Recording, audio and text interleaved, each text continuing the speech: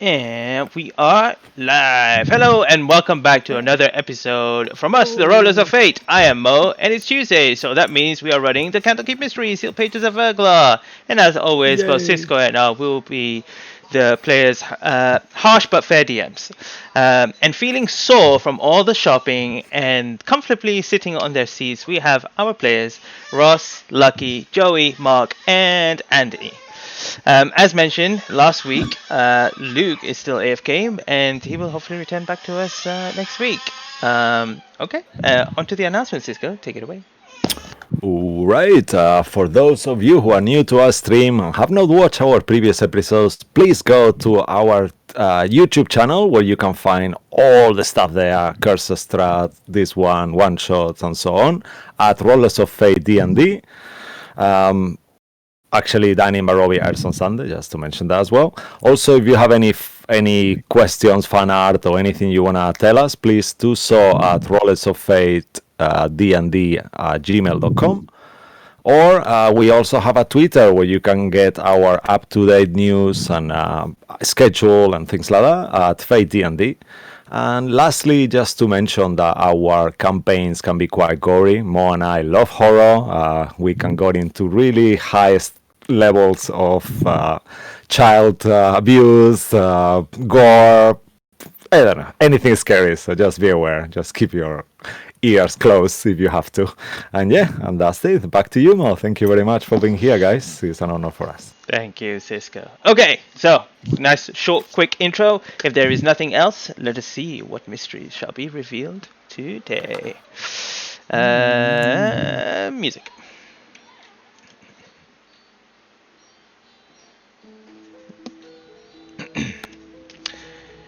Do you see the tongue of the river? It flows down the broken jaws of the stone that guides it. As a cascade, it falls towards the instrument of silence. Previously, on the sealed pages of Verglas, the party returned back to Candlekeep from their spa weekend at the Restful Lily, but nothing about their stay was restful. The forefront of the party's mind was how to find these paintings that have now been shunted into the ethereal plane. And for this, the party sent requests to speak to the great readers of Candlekeep. Errol began running errands for the party and paid for dinner to perhaps blanket the ever-growing problems of this party for a brief moment.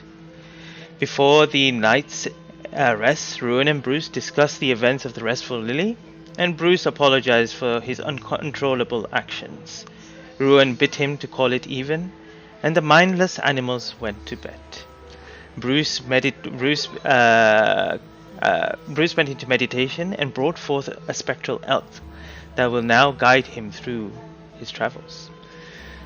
During the night, Ruin's necklace began to glow, and he knew that this was his patrons, Willoughby and Celebi, calling for him.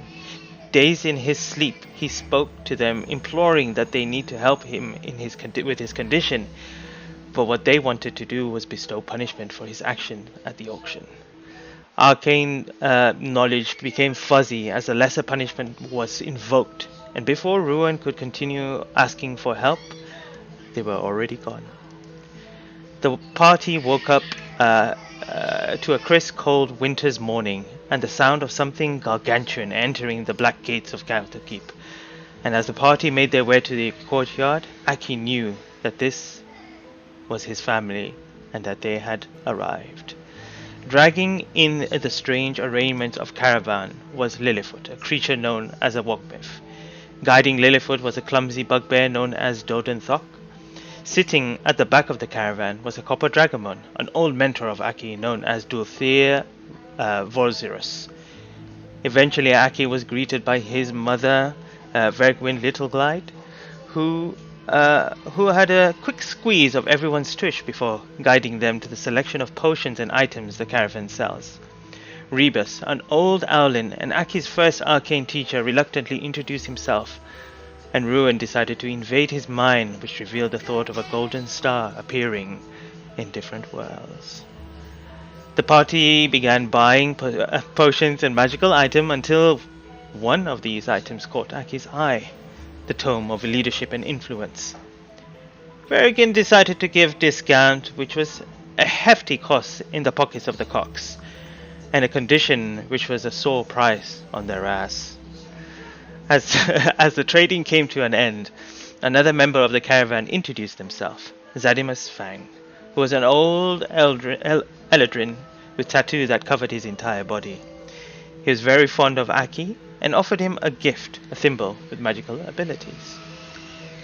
And as the day turned to night and you all continued to share stories with each other, and Aki continued to tattoo the archway of the traveler on each of your ass cheeks, each on one of your ass cheeks, as for both of his ass cheeks, Aki, you were taken to the side by your mother as she mentioned the rumors about metallic dragons being killed.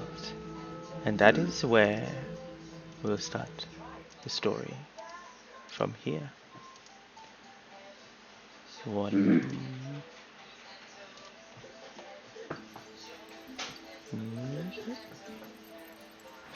Frozen? Okay. Yeah. Nope, we're good. Your mother looks at you, Aki. Gutamin, I'm not too sure what you're up to, but whatever you do, you need to be careful. I know.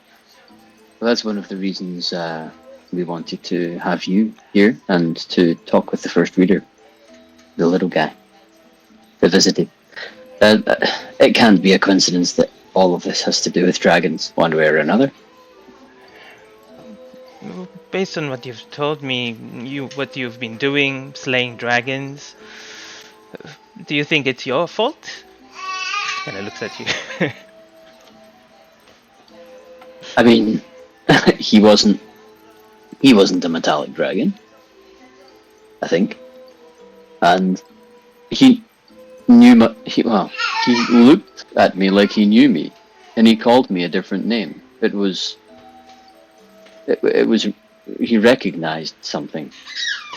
So these other dragons being killed, we didn't know this until you told us. It was. Well, you know what the sickening thing was? Is that they said that their hearts were missing from the dragons. And I asked the crazy, I asked Rebus, the Garful, and he's just too busy talking about other things. I feel like he's going to lose his mind familiar. Very soon. He's been walking that line for a while. I think he's mastered the tightrope now. Perhaps. Would I hear that? Or can we all hear this? Yeah, they're just on the side, so they're casually just talking. If you pay attention, you would hear it. Oh. What can you do with a dragon's heart? What's the value in taking that? I can't imagine that's easy. Probably make killer soup out of it. Ow. You can make armor out of the scales. Dragon's blood is worth so much. A dragon's heart. Yeah. Is this a magic thing? I mean, when it comes to the squishies, it's usually a magic thing. She kind of shrugs. I'm not too sure. We can bring this up with the first reader too. Yeah, Do you know who's doing it? Oh, nothing been said. Just the announcement of these two dragons being killed. Did it say where they were? Where it happened? No, not yet. I can ask around. I know a few people. Maybe they can tell me where it exactly happened. Perhaps. Okay. When we're saying dragons, are we talking like big ancient fellas or smaller ancient? I'm not or too even sure. The smaller ones? I honestly could not give you any more information than I have given you now. I wasn't there. I wish I was there. Then I would have got a lot of scales and blood, like you were saying, which was pretty good. But yeah, I think I'll just stick to my old caravan and let you, Aki, to kind of do the adventuring. But remember, And she looks at you. Whatever you do, you can use this, and you feel with this, and she taps with your heart. She taps on your heart. Yeah. Sometimes the other way around. But yeah. What did Such a great motherly advice. It really touches my heart. Sadimos just speaks and says, mention, and puts his arm on Birgwin. She kind of goes and hugs him. Thank you so much, You're so Sadimus. sweet. She goes, what do you think of him? I like him. He gave me this thing, and he's showing the thimble. It This- looks nice. Are you? I know I asked before, but are you sure you want to? We only just met, and this is clearly something valuable. And you said it's been in your family. It's an honor for me, Aki. Like I said before, you are the heart of the caravan after all. It's the least I can do. And he kind of like embraces more like the halfling lady, you know? You know, we found him very, weak on the side of the road, and when I looked at him, it reminded me of the baby you. Obviously, he's not a baby, but then he was so sick, so we took him in, and he's been such a great listener. Everything I've told him about you and he's just fallen for you. He likes you so much. Appreciate the gift he given you. Well, I do. I suspect this will come in very, very handy in a pin. Yeah, but she kind of looks towards Dulthair, and she goes, "That scattered barn over there. We didn't want him here. He was like, oh, don't trust him, blah blah blah. But you know, a mother's heart knows." I'll talk to him. I will figure out what his objections are and see what we can do. Okay. What do you think of the of Doten? You see the bugbear right now, just trying to untie ropes which he accidentally tied up, and he's really confused. I mean, if he can steer Lilliput, that's one more person that can do that. That's not the easiest, but I would say if he wasn't a bugbear, I would say he's harmless. But he seems to mean well. I don't think he could mean poorly. Funnily, he was harmless, but I couldn't say that so much about his tribe, who were the people that attacked us. And you know, that's where Dulthair got that injury from. That's why he's a bit out at the moment. But yeah, Dulthair just kind of fought them off. They all kind of dropped, and then he went after him. But Doten didn't attack anyone. I could see that he didn't want to be there. So instead of Dulthair attacking, I just went and said, Doten, why don't you join us? And he went. He thought about it for like 5 seconds before he said yes. So he was part of the attack, but never attacked. Yes. That's interesting.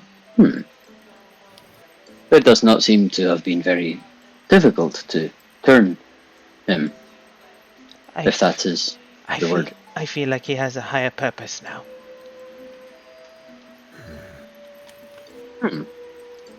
That is an interesting way to look at him. And then I mean, I would not put him on watch alone, but besides that, I mean, compared to other bugbears, he seems to show a bit of a calmer demeanor, so that's something. what was Dulthier's meaning of or opinion on taking him in, given the circumstances? Sorry, say that again. I couldn't hear you at the end. What was Dulthier's opinion on taking in Dolan, given the circumstances? I just looked into his eyes, and he just had the most lovely puppy eyes at that point. Maybe he was feared that he was about to die, but I just stopped Dulthair and I said, you know, everyone needs a second chance. Don't you agree? But he resisted Mr. Fang here more than Dolan. That's interesting. Well, I can try to spend a little time with him while you're here and figure out why that is. But we have several appointments I think we need to arrange with Candlekeep here. I think Besides the obvious curse work Well- we need to investigate. you do that. I'm going to get more drink.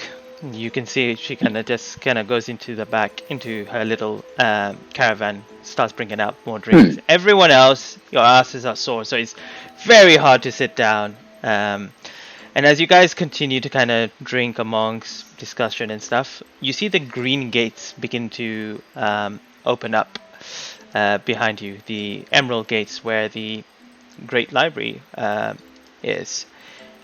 And coming from there, Aki and Bruce see a familiar face. Standing around 7 foot tall, Boy. with a scar on his face, a dragonborn begins stepping and coming closer towards the caravan. What color of Dragonborn? The color that you know best. What color is he? I think he was brass, no? I think he was brass. It was brass, yes. The wee message there Right. from Joey there.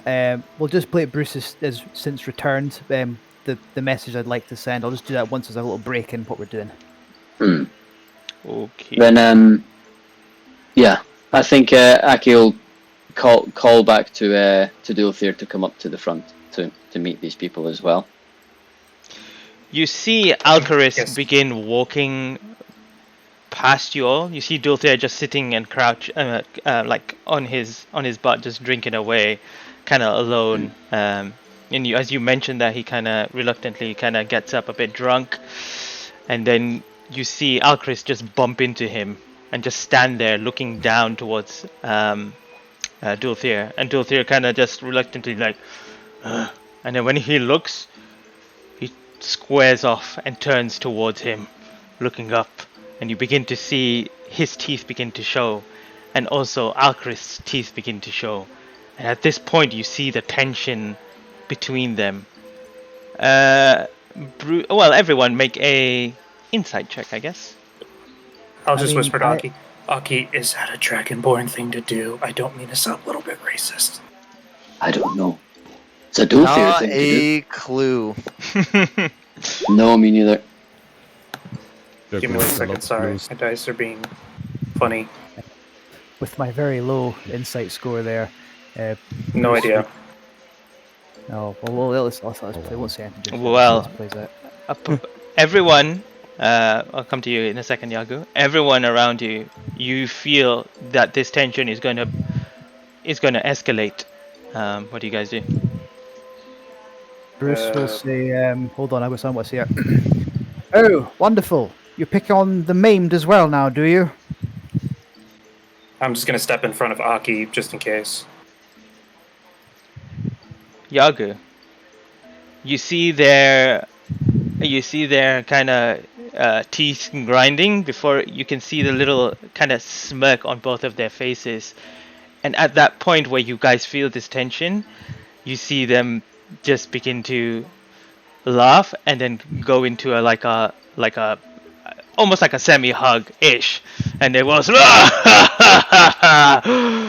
look at you, you stink of piss and alcohol still, you piece of shit, says Alcaris to Daltor.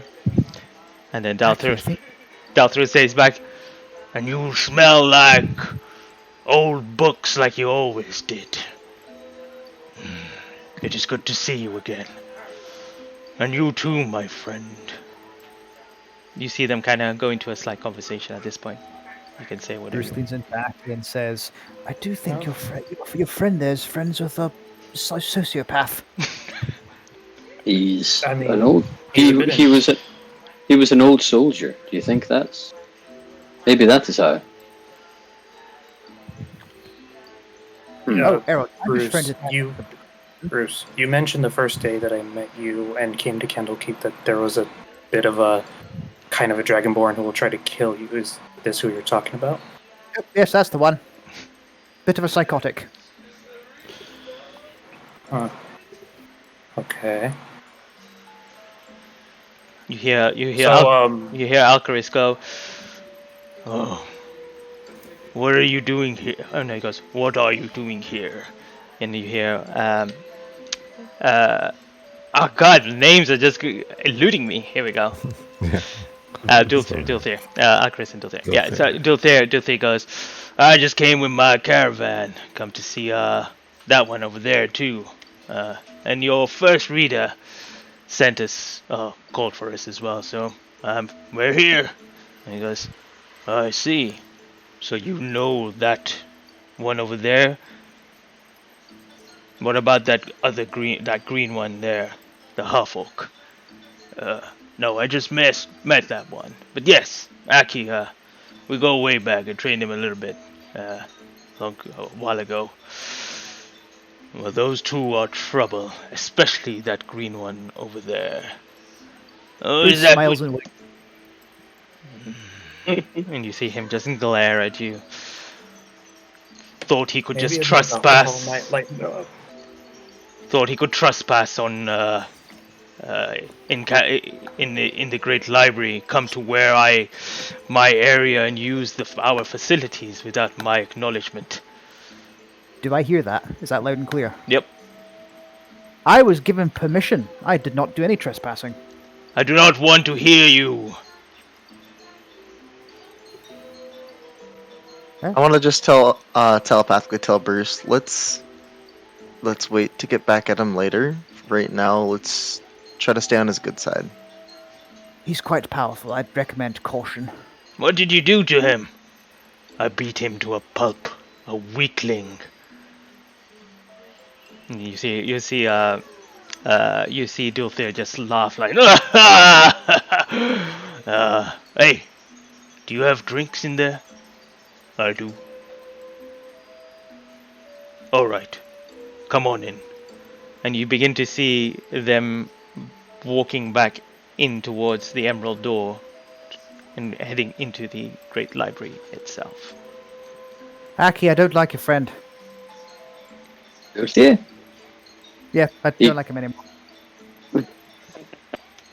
But is it just those two have gone off? Are we invited? Or is it just... Is it a Dragonborn thing? I can come.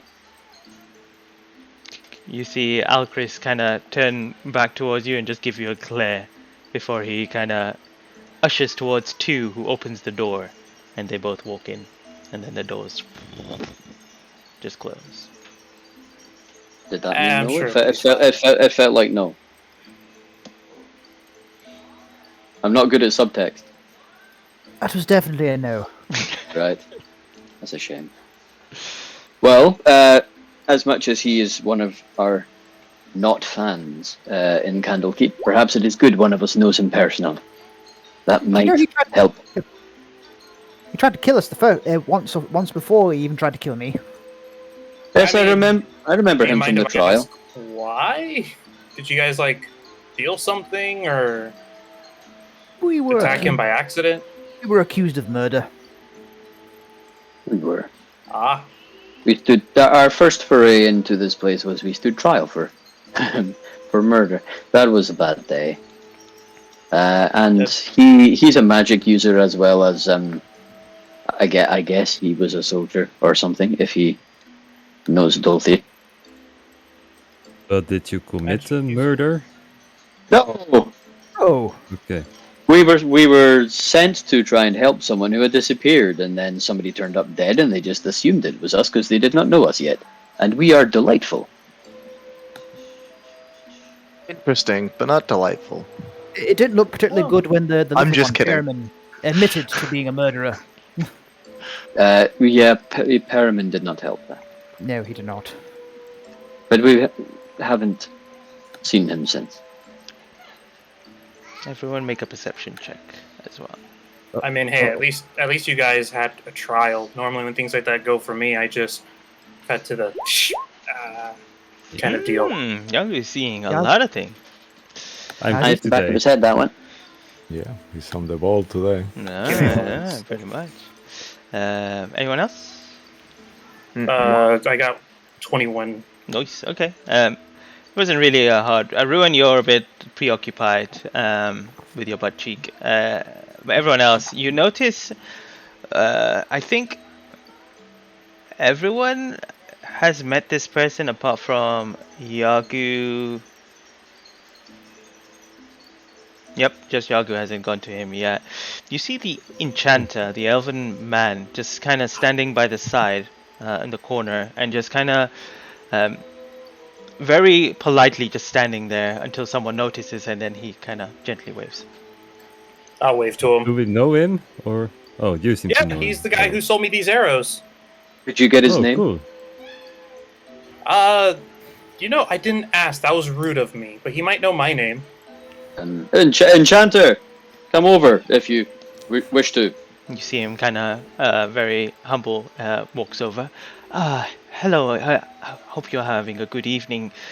May I have a word with you all? I was discussing with one of your friends, a little fairy. I don't seem to see him anywhere. I'm down here. Our situation is fluid. His name was Ruin. Yeah, Ruin Synergy at your service. Bruce will lots gently happened, pick up. just- Will gently pick up Ruin off of the floor, so he's at least head height, so you can look him in the eye. Thank you, Bruce. I got cursed again. Okay, that's very unfortunate. If you know anything about it, let me know. Maybe I can speak to one of the great readers and see what I can find out for your benefit, of course. But anyway, I've come here for another reason. I believe I spoke to you and perhaps you as well, Errol, about if we ever need for materials, you may need to you could possibly acquire them for me. And I have a job, actually, if you are willing to hear. Of course. We would love it, sure. How can we help you, Mr. We never got your name, I'm sorry. Oh, you can just call me the Enchanter. That's fine. Alright, Enchanter. What can we do for you? Well, there is a creature that is has taken, I guess, residency between Waterdeep and Neverwinter. It is known as a behir. I'm not too sure if any of you have ever heard of this. Everyone make a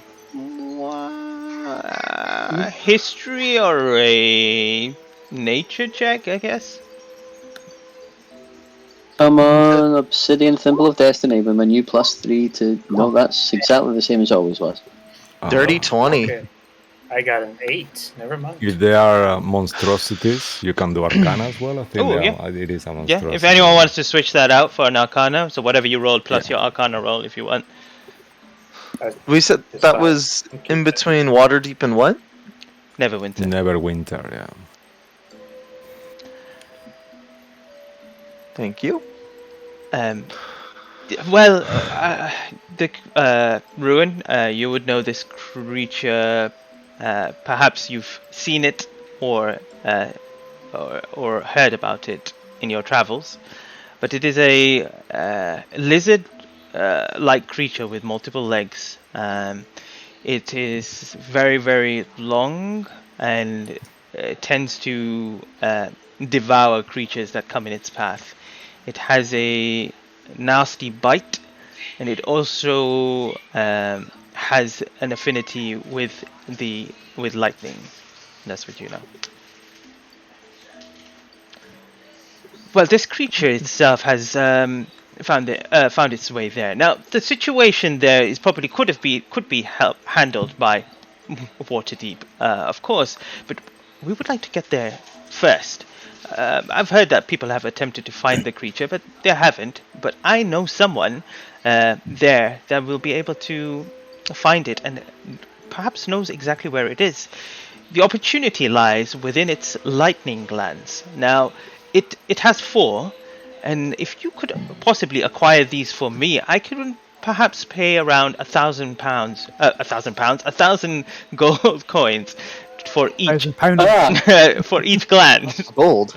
1,000 pounds of gold. Yeah. Look at the tavern, boys. For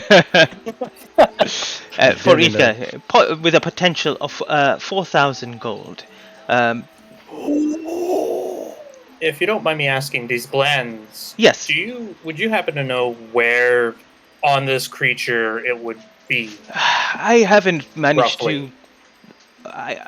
from the readings that I have, possibly towards the upper torso, kind of towards the neck area. I think that's where most of them are. Well, 4 of them to be precise. They normally generally come with 4 glands to conduct the power and do the devastation of their abilities that they have.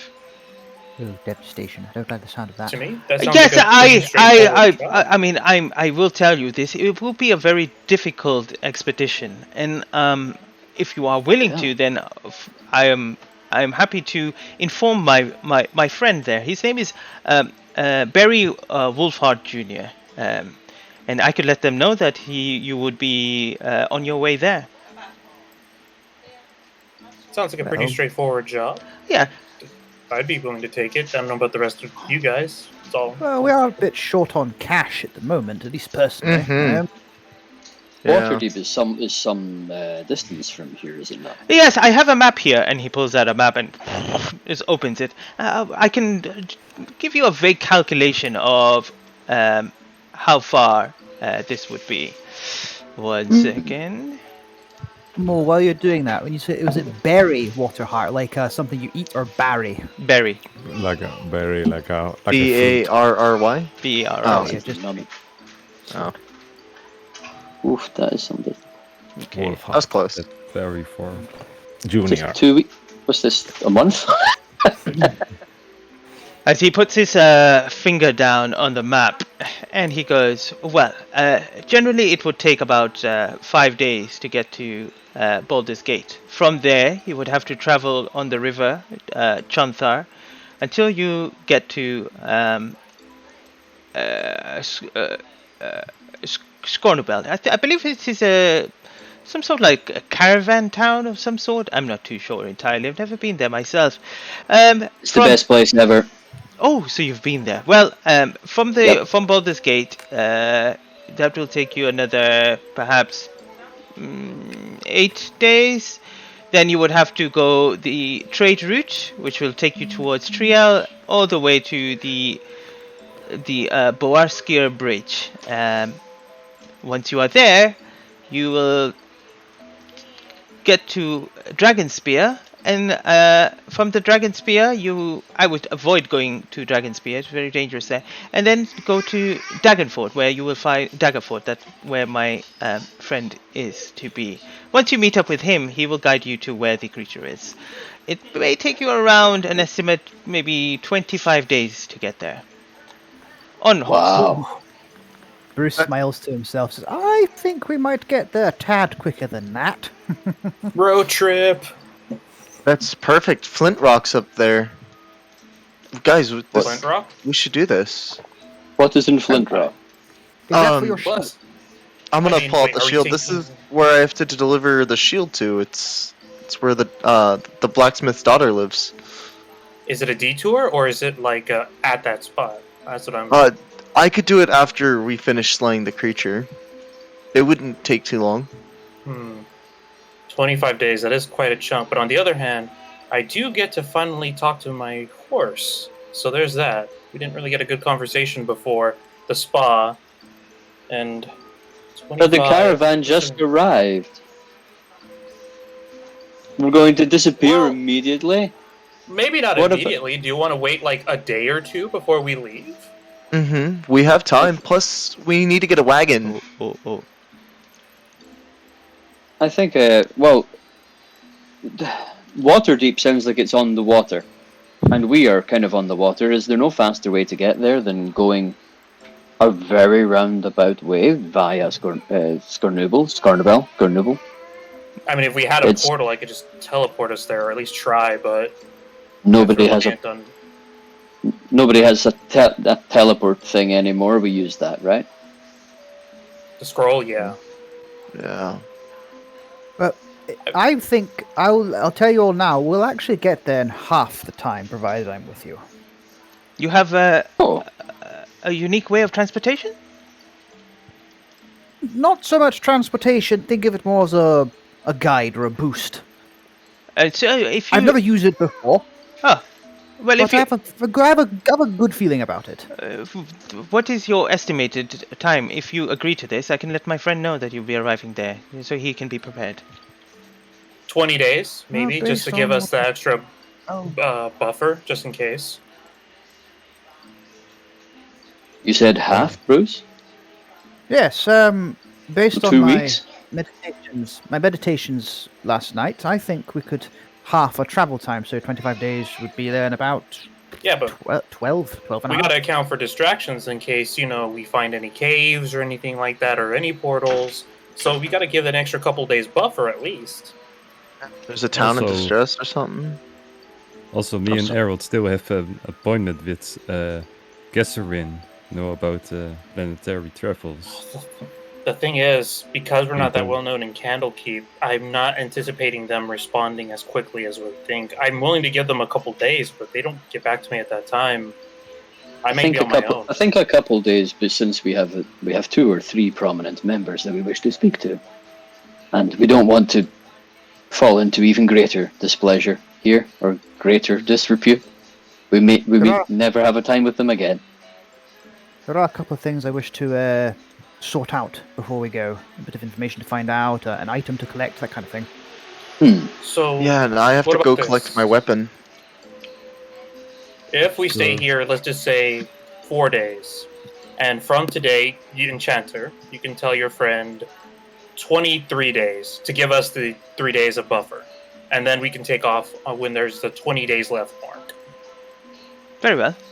23 days. Does that sound good to you guys?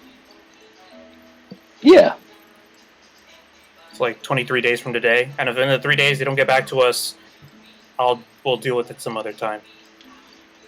Let's just say 23 days, but at the latest 25 days, so we have like some wiggle room. 25 at latest, but expect 23. 23 days. Very well. Should I assume that you are accepting this job? Well, how Yeah, of much course, was we're gonna the? do it. It's just the formality of figuring out how to do it is the problem here, Mr. Enchanter. How much was the? Did you say you were gonna give us for all this to do all this for you? I'm so sorry to ask. No. What I require is the lightning glands. If you can give me a whole lightning gland without it being damaged, I will offer you 1,000 gold. They are worthless if they are damaged. How much are the lightning glands themselves worth? Not that we're gonna sell them or anything. They will come back to you. I am basing it just on the worth of how much it actually costs. 1,000. It's more important to me to get the item itself and what I do with it after. If is this the only part of this creature that is of value? I believe so. Most of the rest of it is more primal. It has claws, but they degrade over time. I wonder how they taste. The claws? I look at ruin in my hand. not a bad idea. I mean, it might. Well, then again, electricity that's gonna like make the meat rough and dense, so it's gonna be kind of hard to cook it. Mhm. Anyway, getting back on topic here, 4 glands, 1,000 each. Yes. Would you be willing to possibly throw in, if I can provide you regular arrows, some more of these? And he'll gesture towards the magic arrows. These were really helpful, like a couple days ago. Okay. Make a persuasion check. All right. And, While we're you guys talking- can say what you said. Do you have any gems? Any gems with tears in them? Gems. That's an 18. I'm willing to pay right now for it. It could help us defeat this creature. We have to go. We must pass through Baldur's Gate on the way there. That is a good place to look for this. Yeah, they'll be more likely to have gems in the big city than in the Yeah. library. Scornuble is a curious place. You never know what you find there. Maz goes. Oh, so we're going Baldur's Gate, right? Yeah, I need to. Yeah. I need to pick something up from there too. Okay. but Mr. Enchanter, would that sound appropriate? Like just maybe a couple of fire, cold, and poison. Same order, just not a lot of them. So you need 4 arrows, two fire and two ice. Yeah, we'll go with that. Just because of how I know how strong these are. So like just 2 fire and 2 ice arrows. Very well. 1 arrow for each gland. One for each gland. I can accept that. Yes. Okay. Sure. I will add that to part of the reward as for you to use to slay this creature. Well, necessarily you don't need to slay it. Perhaps you do. I'm not too sure. I do not go hunting for these parts. Generally, they tend to just arrive to me.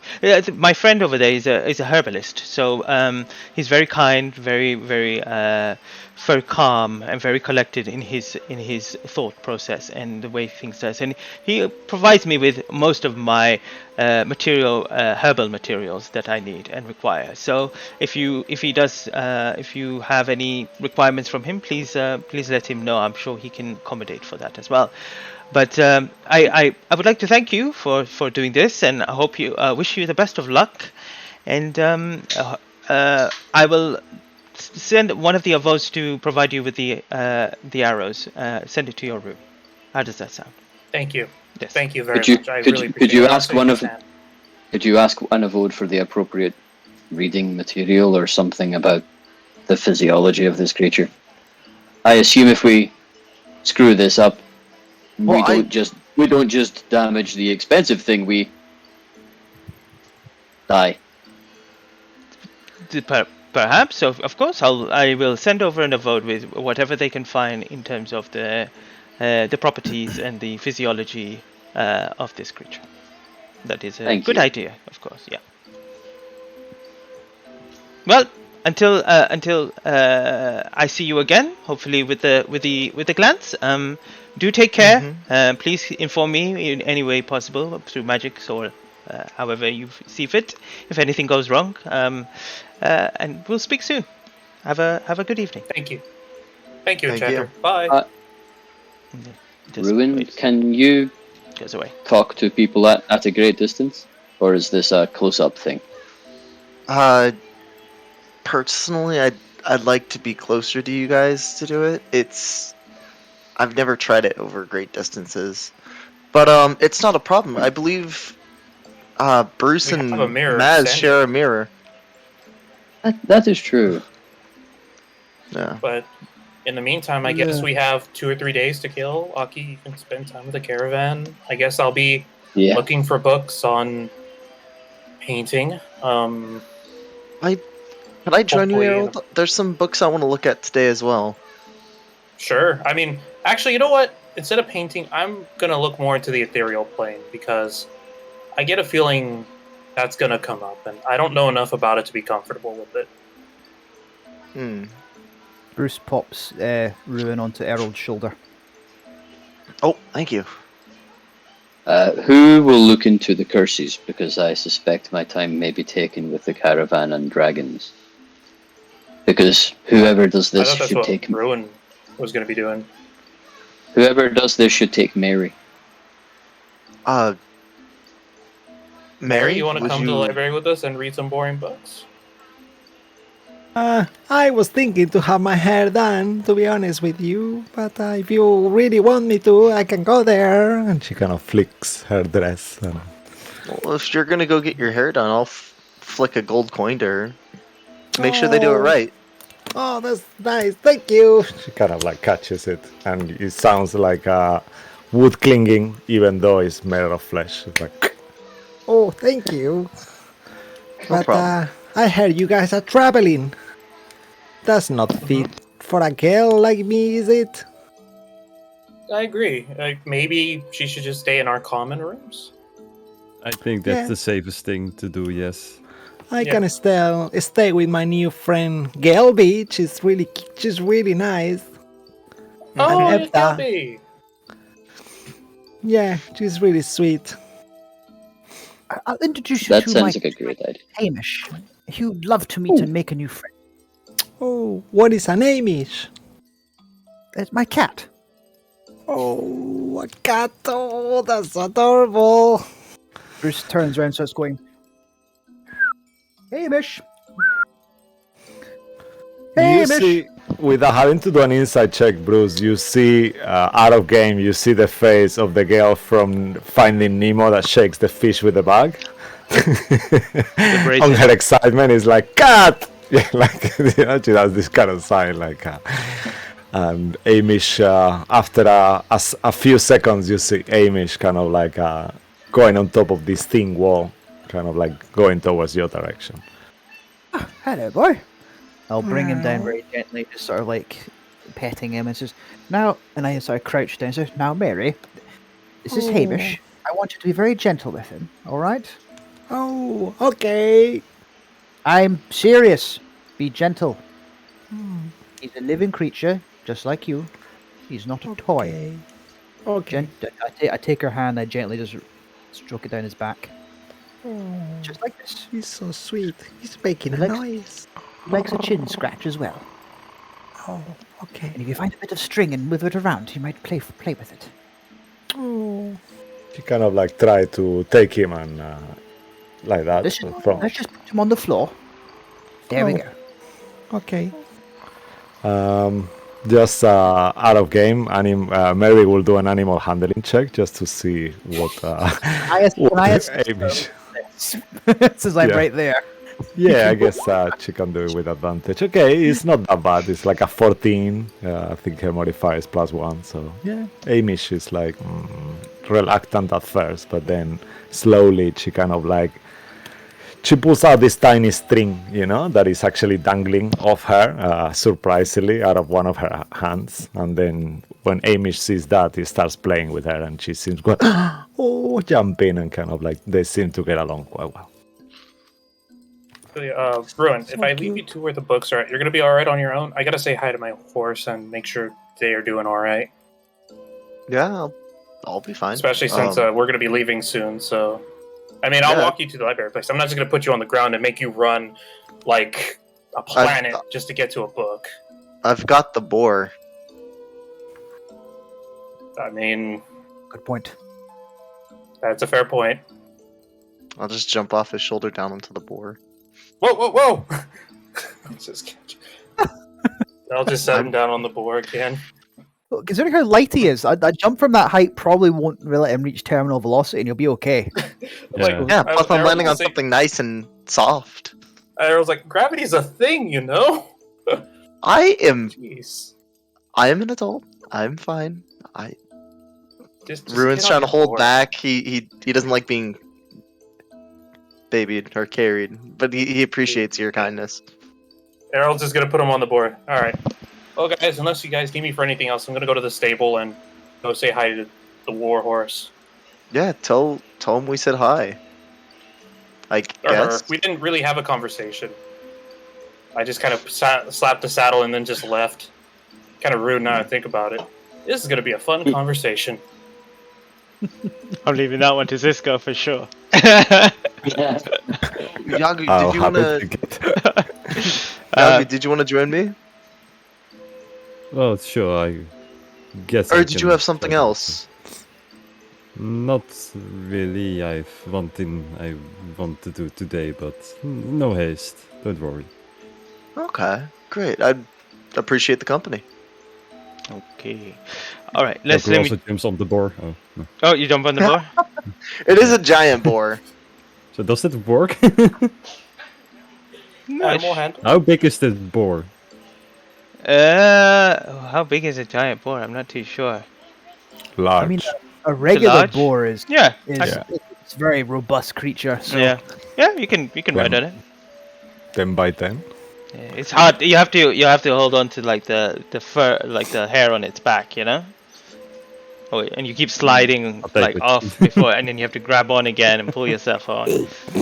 Yeah, it's a large beast. It's got 42 hit points. All right. So let me just get a few things in order.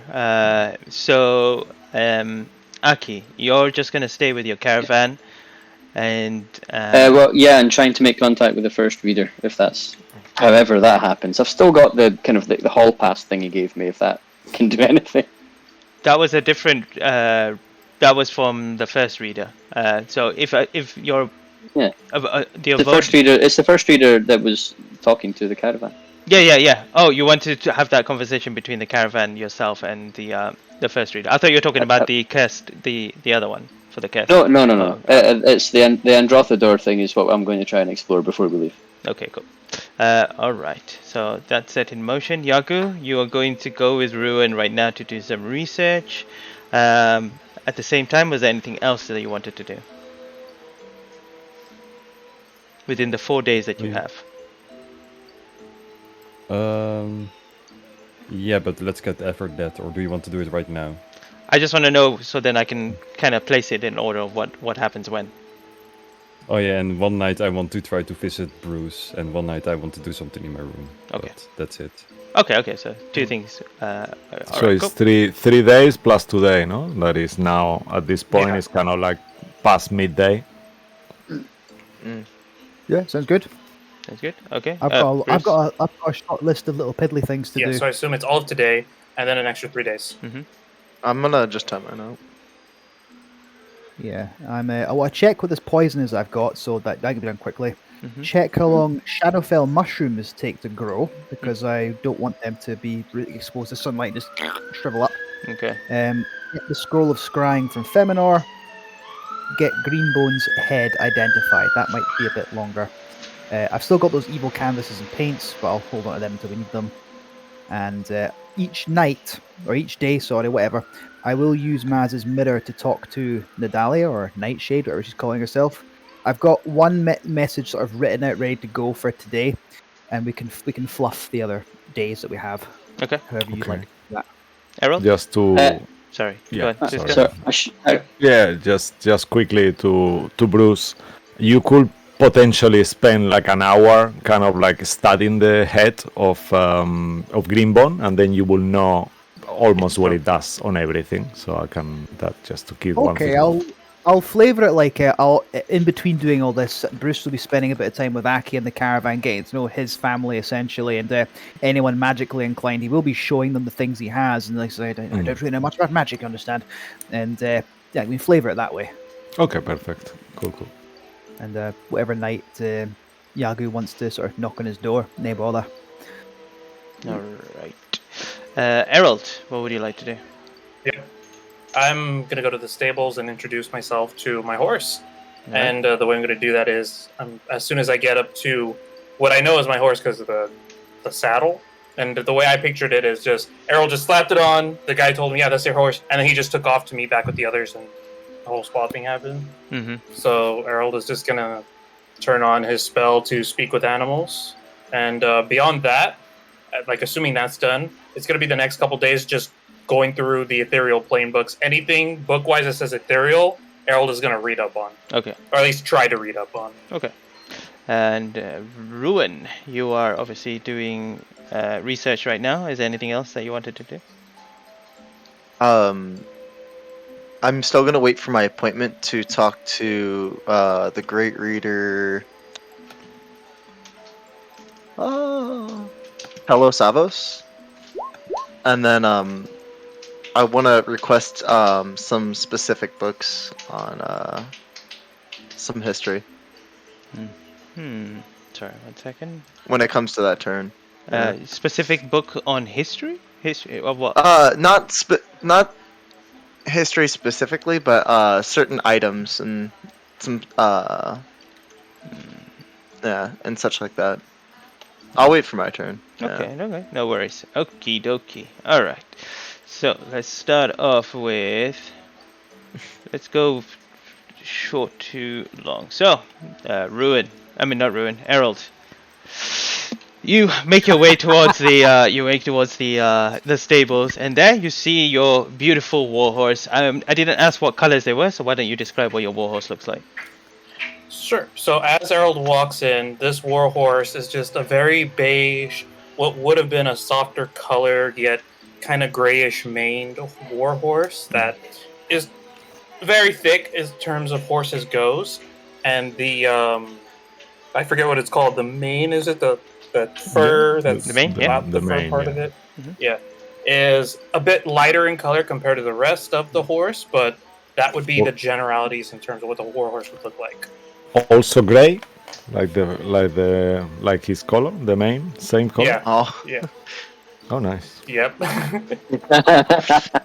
So I saw Lucky's face light up there. He had Like- also grey. I saw that. great, and I was like, huh? I was having was PTSD. I had PTSD for a second. I just have golden retriever vibes. It sees but, you and just does a Oh, kind of okay. sees you. And Errol will click on his throat and just say, "Speak with animals," and his throat will just glow green. Hello. Hello. He says, It's good to meet you. I apologize. I was a bit rude with the saddle. likewise. My name's And he does Errol. the thing with the mouth, like you know. My name's Errol. Do you have a name that you prefer I call you? Horse. Horse. Okay. That sounds cool, but I mean, it doesn't really ring off the tongue. Also, if I had to come up with a name, would You can name me if you want. yeah, let's see. Judging by your mane and the color, I could name you Auburn. No. There has to be a bit of a better way to do this. Well, anyway, like, do you have a favorite food at least? Why don't we just work our way there? Ash. Ash, okay. That's My favorite food are greens. beans. Okay. That's Greens. something to work with. Greens. Or greens. Greens. Okay. Green, team green. Hey, I'm also green. He kind of like smells your hair for a second as you say that.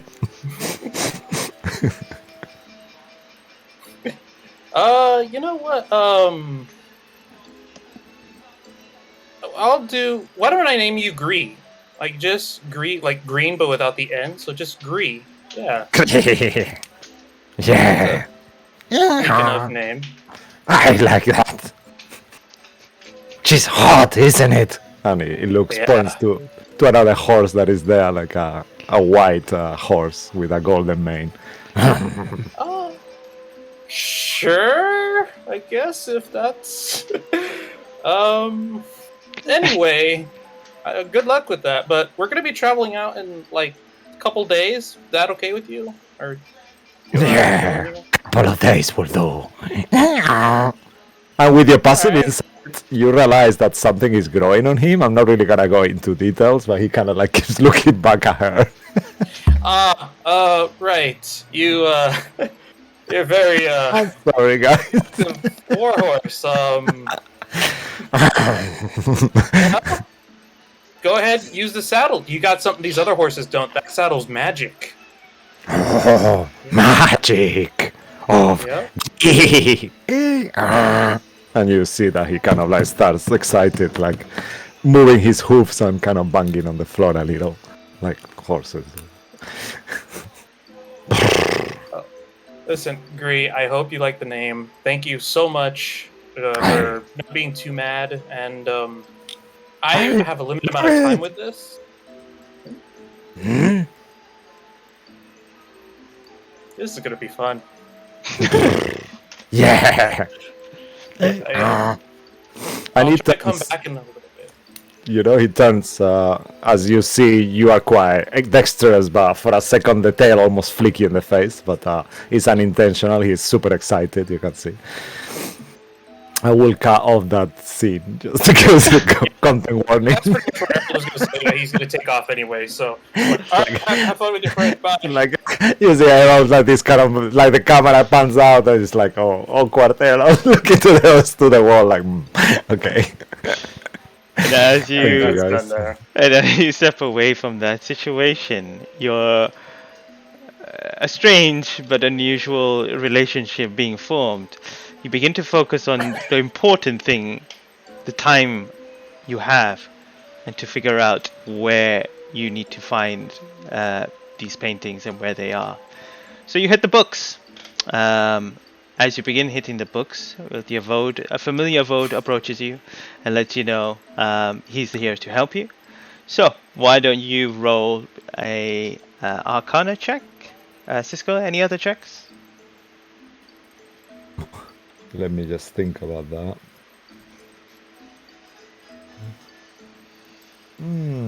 Maybe religion, actually, or history, right? Could be the planes as well. Paras religion, maybe. I don't know. Maybe. Okay. I'll say advantage with Arcana. There's more knowledge about it in terms of the Arcana, arcane knowledge about it, rather than history of the ethereal plane. So if you want, you can roll with advantage for arcane with arcane. Can you hear me, Harold? Oh yeah, he's on mute. Sorry, what were you, just Arcana with advantage or just normal Arcana? Arcana with advantage, or you can roll a history or a religion check. Normal. I'll take the Arcana advantage. That's a bit better than both of those other ones. Sorry. You're right. Good thing I chose advantage. That would have been bad. Okay. The other one was a net 1. Nice. Okay. I'm going to. I don't know how much you want to reveal, Cisco. Let's see what. Just give me 1 second. Let me see what you rolled. 17. 17. Okay. I think with a 17, you will know a few things, at least about the material plane, like ethereal plane. Sorry, some basic things. One of the major ones is that there is no gravity. So you, unlike in the plane material, you can actually move in any direction by just willingly doing so, and is tied in to your intelligence somehow. In terms of time goes the same as in the normal material plane. However, it doesn't have a time at all, so you can actually live in there forever and you don't age. You don't need to eat or sleep while you're there.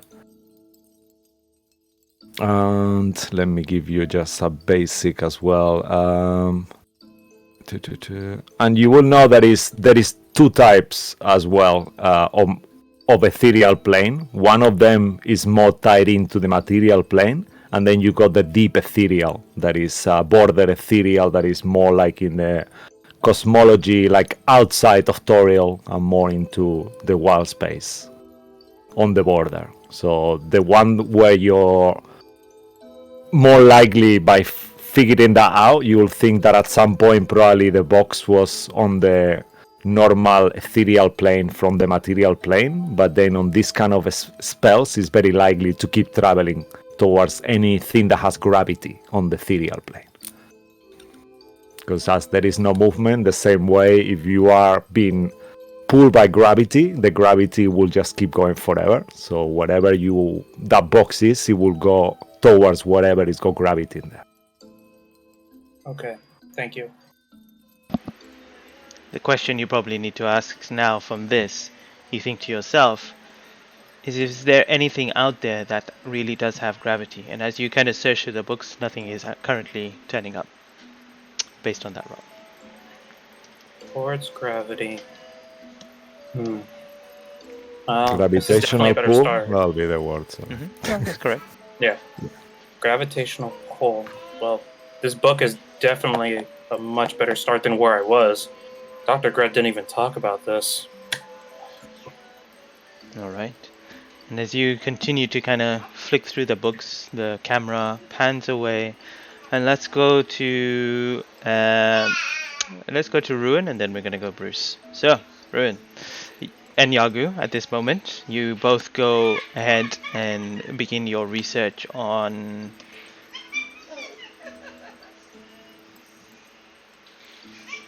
What are you guys? Start looking. Yeah.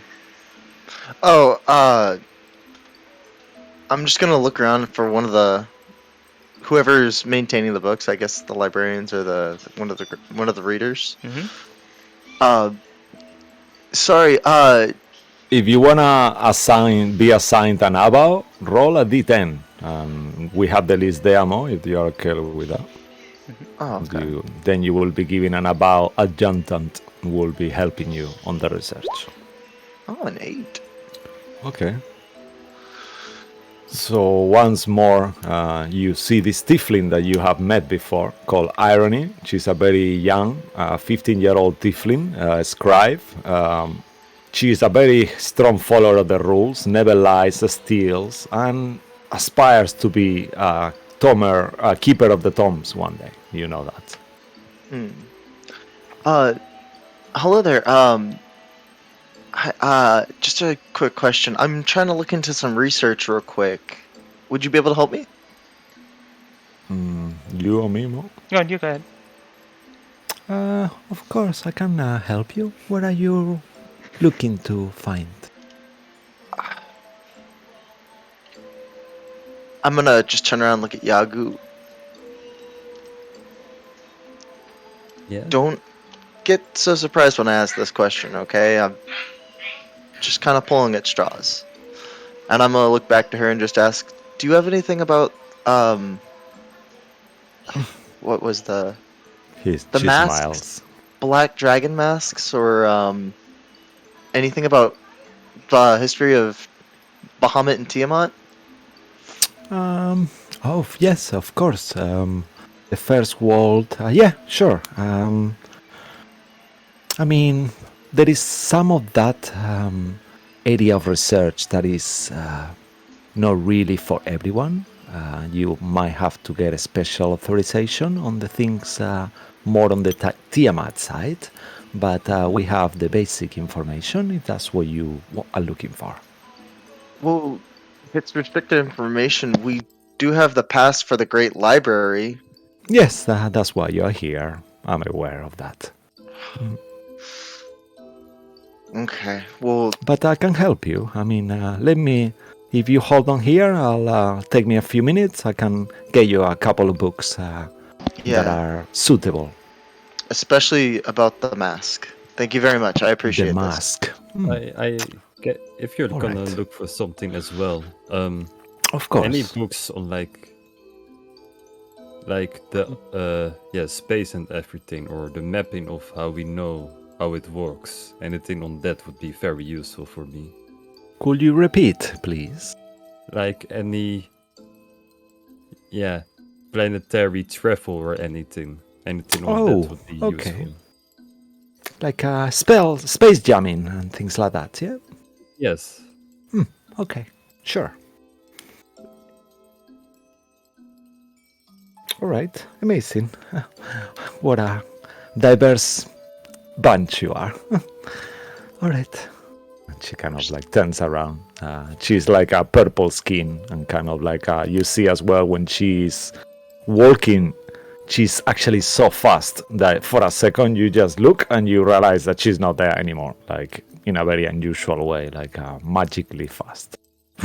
Whoa.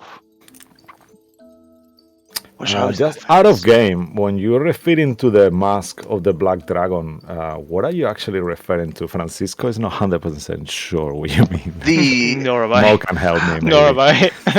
I'm trying to figure out. So I was hoping that I would be able to look into just the mask of the Black Dragon. I'm hoping that there's some sort of property or something that could help Ruin.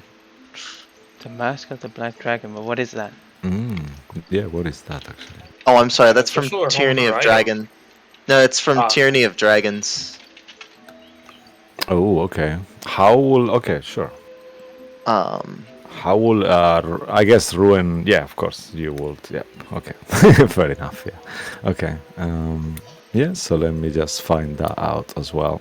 So maybe Mo, if it's okay, we can move to the next one, and I'll do a little research to have something to give you. If that's cool. Sounds good. All right, on to Bruce. We'll come back to Yaku for the evening stuff in a second.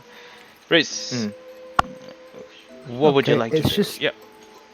It's just a lot of little like piddly stuff. Find out what the poison is. Check how long it takes for the Shadowfell mushrooms to grow. identifying what Greenbone's head can do. Get the scroll of scrying from Feminor, Okay. and then use the mirror to communicate to Nightshade. Okay. All right. So you want to first Sorry, let's go one by one. So the first one was you wanted to. The poison. What is the Poison. assassin's blood poison? What does it do? Because I end up looking what it was when I got it, forgetting. Oh shit, Bruce doesn't know what this does. So get that out of the road. Okay, so you ask around, knowing it literally has a label that says a specific name on it in a different language, and as you kind of ask around, someone reads it out to you. Oh, this is known as assassin's poison, and then they also reveal to you that what it does. And as they do, I will just tell you. 1 second.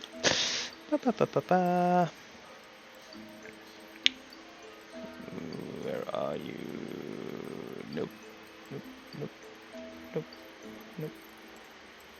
There it is. Assassin's blood. Okay.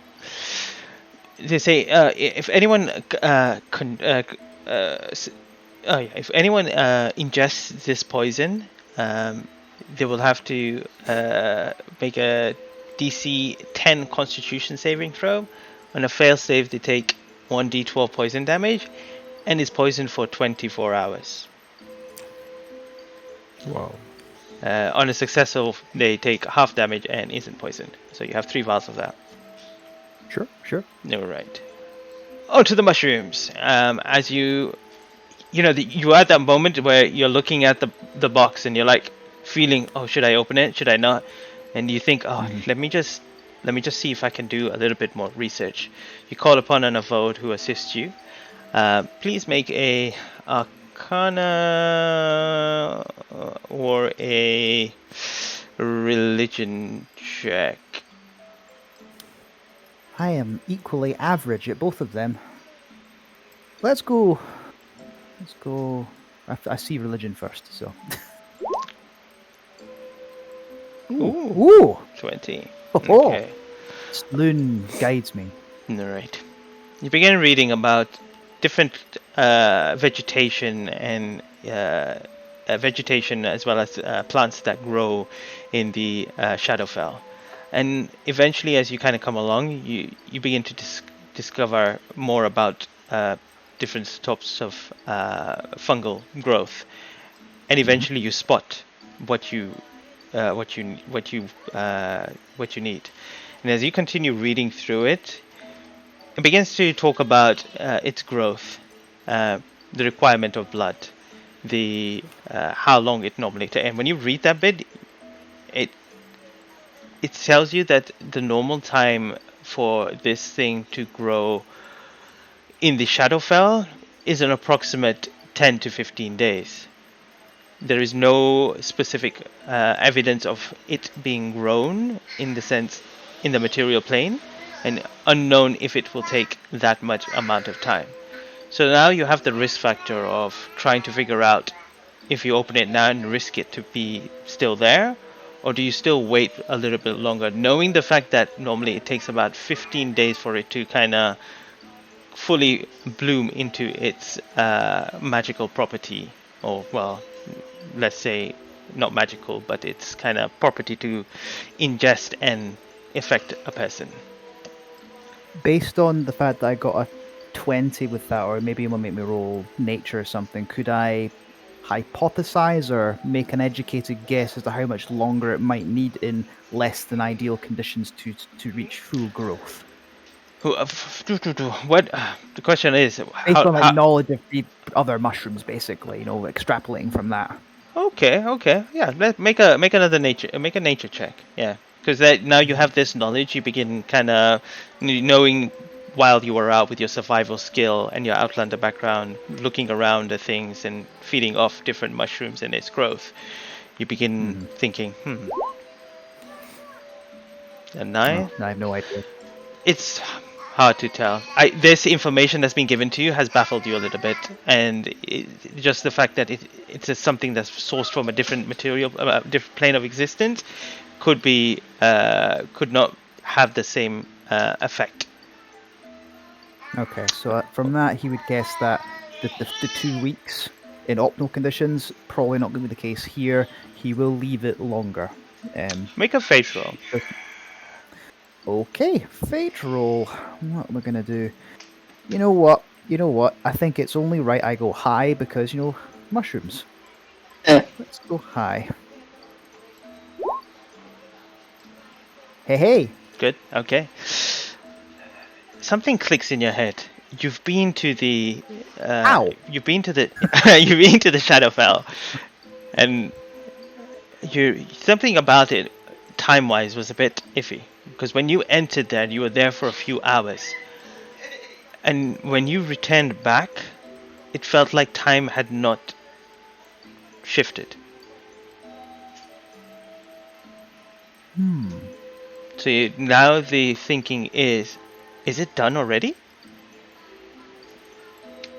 I'm bad at maths.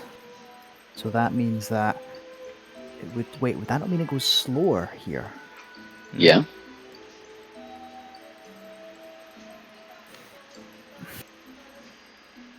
Damn it. Above game. Andy's not getting this, sorry. No, above game. When you were in that plane, time, you were there for like 5 hours. But when you returned back, it's like time barely moved forward. So like 5 seconds, 5 minutes?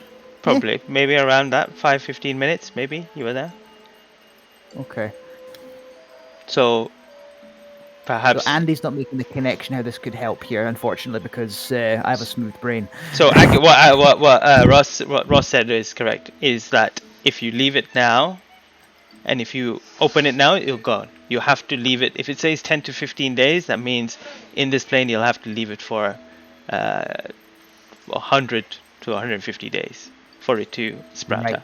Thank you. Needed to clarify that because that was me not understanding that, which makes sense. Now, what Bruce understands from that, I'm not too sure. So, I mean, Bruce is. I don't know. His understanding of the natural probably better than mine, if I'm being honest. With that 9. Yeah. But there are also other avenues that you could possibly seek out rather than books, which you have already requested to about someone who can talk to about curses and things of not from this plane of existence as well. So when the time comes, perhaps they may have more knowledge for you. Or you could just go and open it. I would really like the option, but I run out of rages. But I don't want to just go, shit, too early. Fair enough. All right. Ask a great reader curses brackets about this. Yes. Thank Okay. you, my notes here. Thirdly, you asked what else is it that you needed to do? I know the scroll is one of them. But... Get the scroll of scrying from Feminor and get Greenbone's head identified. Okay, so the Greenbone head, how did you want to... Cisco said that if you stay with it, you can identify it as well. Yeah, flavoring we'll it. Flavoring it is spending time with Aki as Caravan and whoever's magically inclined and saying we found this, telling them the story how we got this horrible thing, and just trying to help me figure out how it works, please. It gives us visions of terrible things to come, but or might come. Okay. So if you're okay with that, I will say what it does. Yeah. Sure. So after doing that and kind of like asking around and trying to figure out and getting the help of more magically inclined people in the caravan, Aki helped a little bit. Sadimos as well at some point comes and have a look, and also the Owling. Yeah, that one.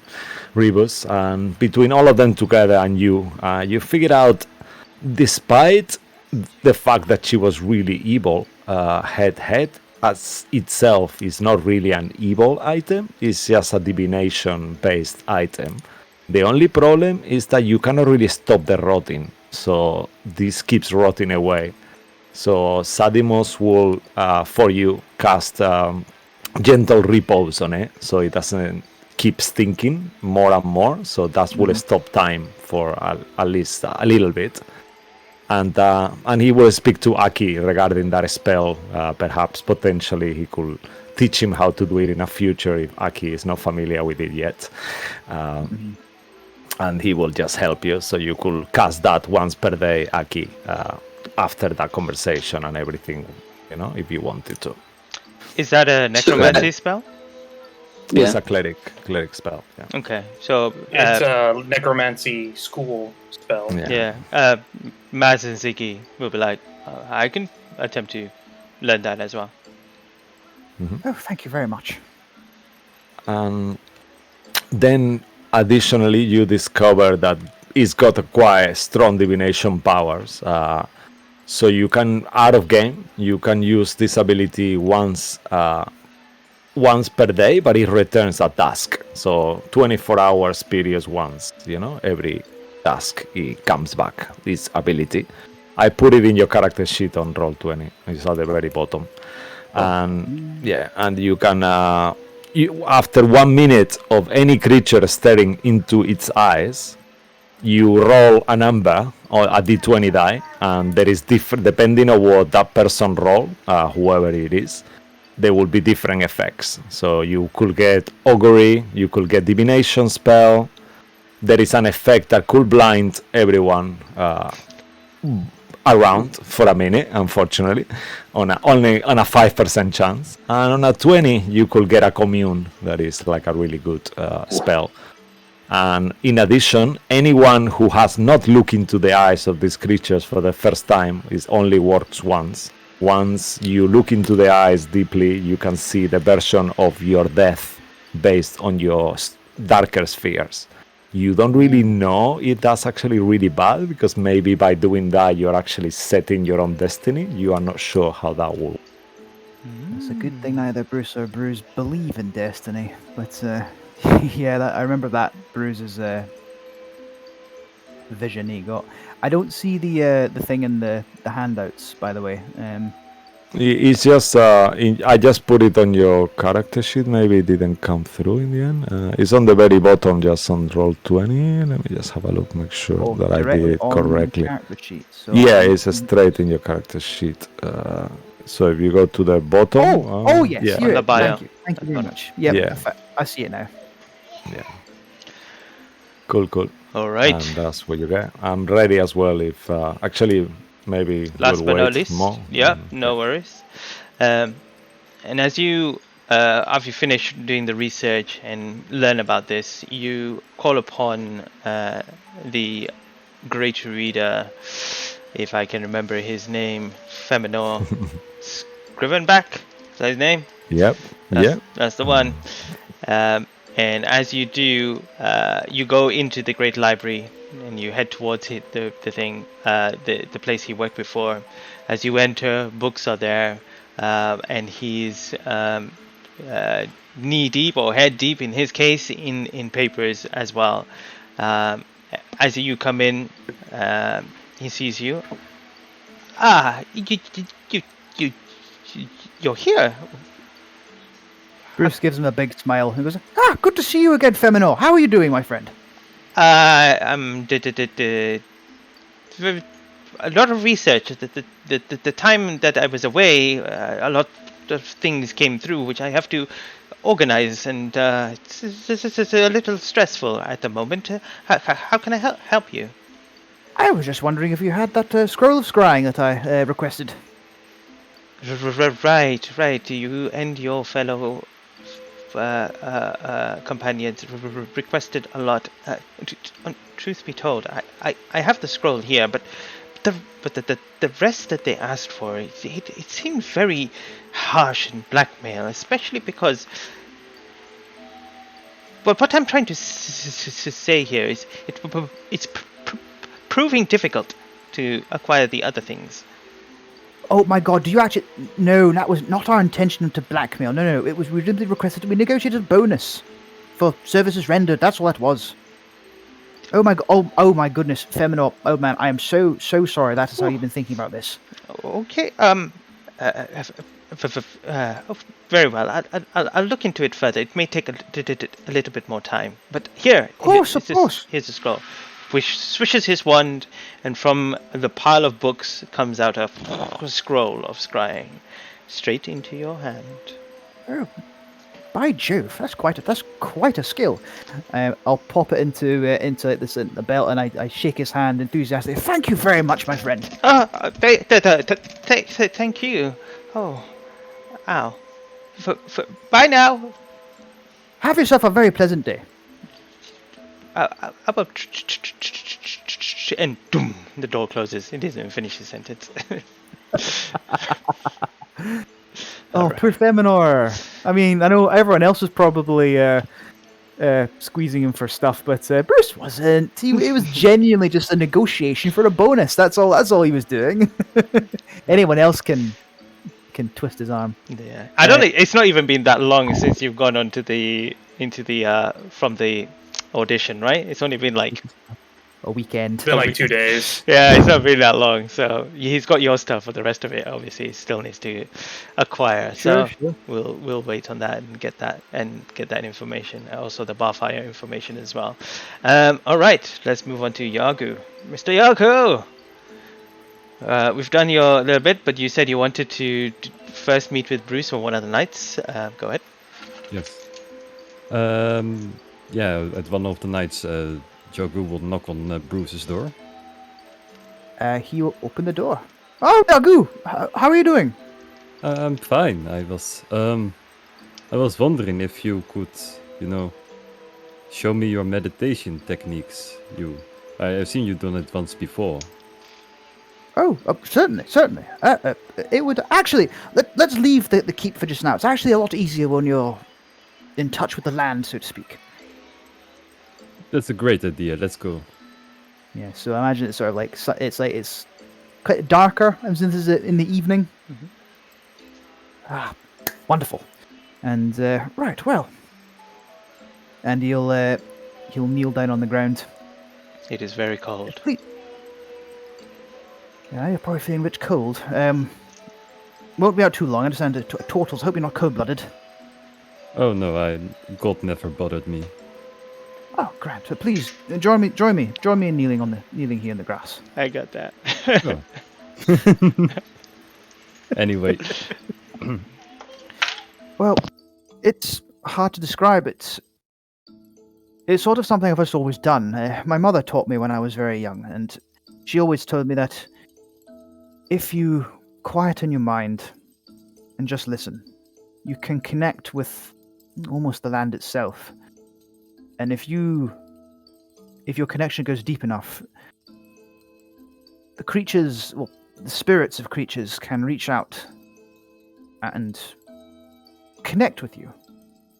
It's the source of what gives me my strength, my particular power. When you see me take dreadful hits from monsters that really should just put me in the ground immediately, it's not just because I'm rather stubborn. I am protected by those spirits. That particular spirit is a bear. And lo and behold, the one that does protect me is one I knew in life. I'm not sure how it might work for yourself, though. I can certainly teach you, but it would certainly take some time. well, we have enough time on our hands if you're gonna go on the journey, so I assume. Of course. If Happy you to could do it try with it you each every night. night, then. Of course, Yeah. absolutely. As he begins the meditation, and I'd say probably about 20 minutes into it, Bruce starts talking and says that I want you to keep your mind clear. And now open your eyes. Now. And as you open your eyes, you see a translucent bear spirit, still a very deep blue, sort of melancholy blue, with almost like a silver outline. Wherever it turns, is a silver outline. And on his left hand, there is now an elk, massive elk. Also, this one is a translucent white, though. And it almost seems newer, fresher, almost. I made friends with this one very recently, in fact. I don't have a name for him yet. maybe already has a name? Or how do you connect with them? Do you feel them or? It's more they connected with me. I left my mind and spirit open to them. This took me a long time to understand. Through this serenity, I'm able to tap in to the rage that powers me, and they in turn protect me. It's an interesting dichotomy, I suppose. Also, about your rage, how do you maintain control of yourself? Well, I'm not usually the one that is doing it. It's a trigger that brings out our dear friend Bruce. Might be a question for him, actually. I have felt it before. It's more. I call it a battle rage. I don't lose control. It's simply a means of fighting. You understand how some of your enemies want to make your enemy angry, make them become sloppy. This just takes that and turns it against them because it empowers someone, in this case me. Blows that would fell you because you're so pumped up with adrenaline, you don't go down until your enemy goes down.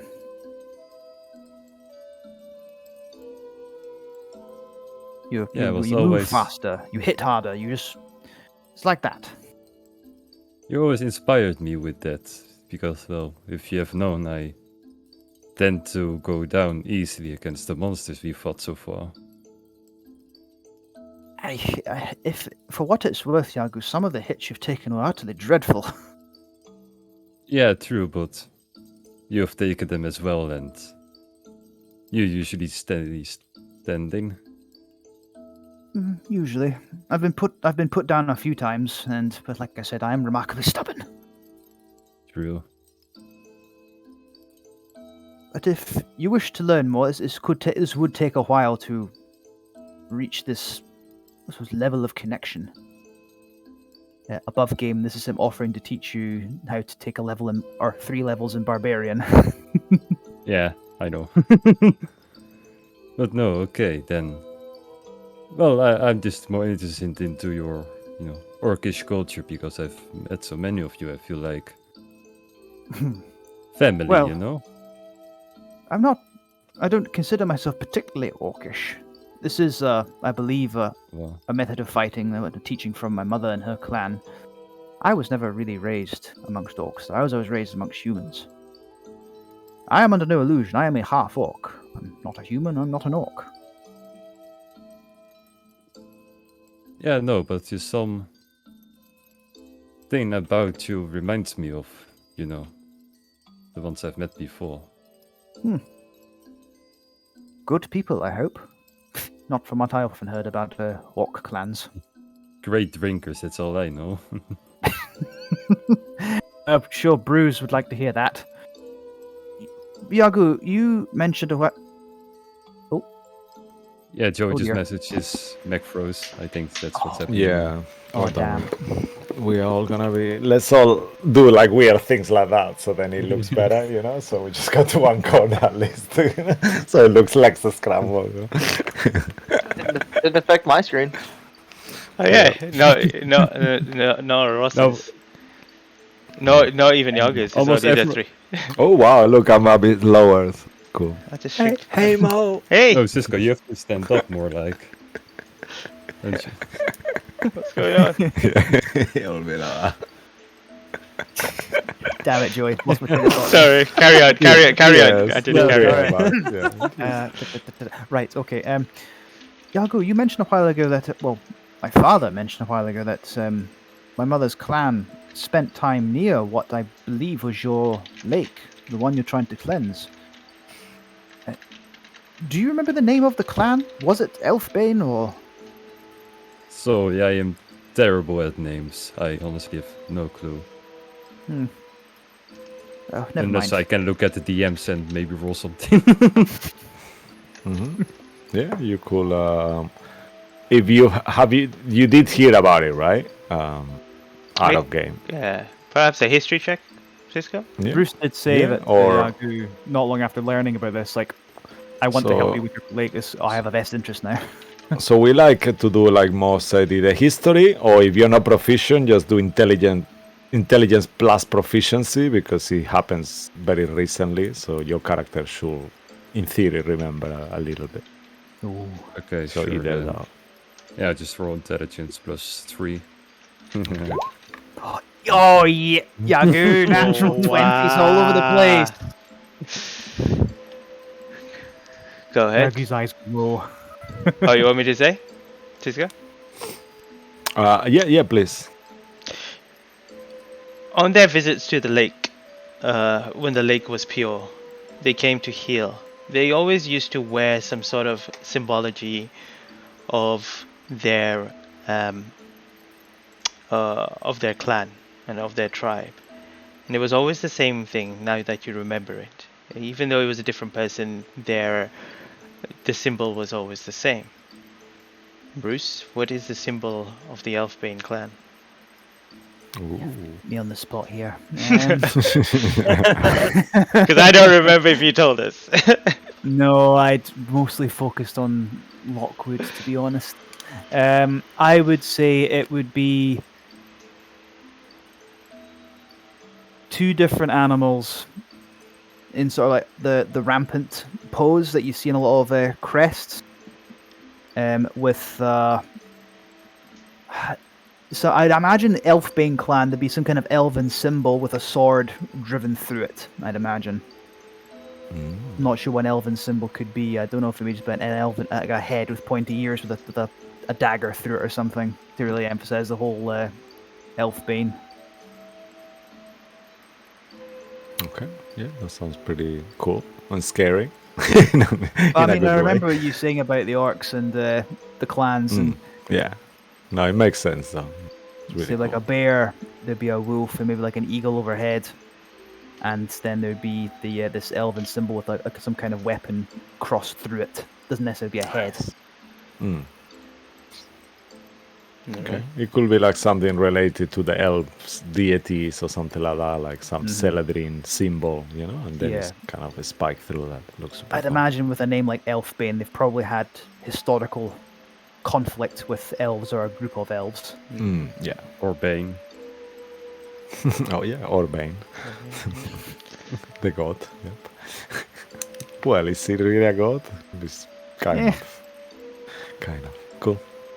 Amazing. So Maybe I'm just a suggestion more. Maybe we could take a little break to see what let's what's just- happening with Herald. Let's just if finish it's off okay here, with Yagu. everyone. Yagu, what Yeah. your so you knew that this is the clan when he describes. Oh well, you described to him what the symbology looked like. Yeah, what Andy just told me, I just tell Bruce. Yeah. Oh goodness! Oh, my mother had a tattoo like that actually. Oh You're kidding. no, I still remember it very clearly. He just here, on chest to neck. Well, if we're lucky, once we return to my lake, I can try to locate them, or we can try to locate them, because I know the forest where they are supposed to come from, so... And I never met them outside of my lake, so I wouldn't know for sure if we can find them, but... I mean, I'm a reasonably good, decent tracker, and Errol is quite good at that. You know the land as well, and between the three of us, I'm sure we'd manage just fine.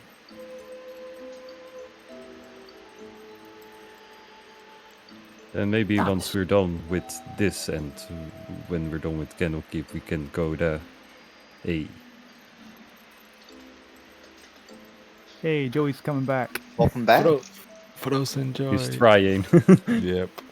Fighting Nice. through the ethereal veil. Yeah, he is definitely in the ethereal plane somewhere at the moment. Oh, dear. He should have stopped reading. It's too much now. He's Too read. much knowledge! He's read into the ethereal plane. Yay! We have Joey back. Yay! Amazing. You're back. Hmm. Yeah.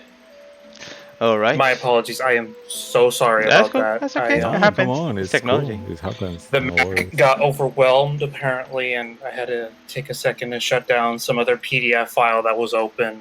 But it wasn't important, so it wasn't anything like that. Everything looks good. You guys can still hear me clearly. Yeah. Okay. Okay. I'm just gonna mute, and I could just catch up on stream when I watch it. Whatever happened, I'm hopefully nothing about Errol popped up while my computer was Oh, freaking it out. was all about No, Errol. good. Yeah. Your horse died, Aw, man. dang. So it's spirit. Yeah, we needed rations. Into your room while you were sleeping. Wow. Candlekeep, That's so bad. I'm Whoa. sorry. I'm so Candlekeep, sorry. Whoa. That joke, that Candlekeep joke with was his really rations to the bad. journey. We had to make sacrifices, you know. Sad to be. Yep. Okay. That's too bad about that saddle. Last but not least, Yagu, was the final thing that you wanted to do of something alone? No. No? Well, yeah, nah. Skip that one. It's okay. Okay. Fair enough. Well, all right. Right. I guess it's a good time to take a quick break. We will be right back. Yay. Don't go anywhere. Yay. See you all soon. See you soon. Don't melt away.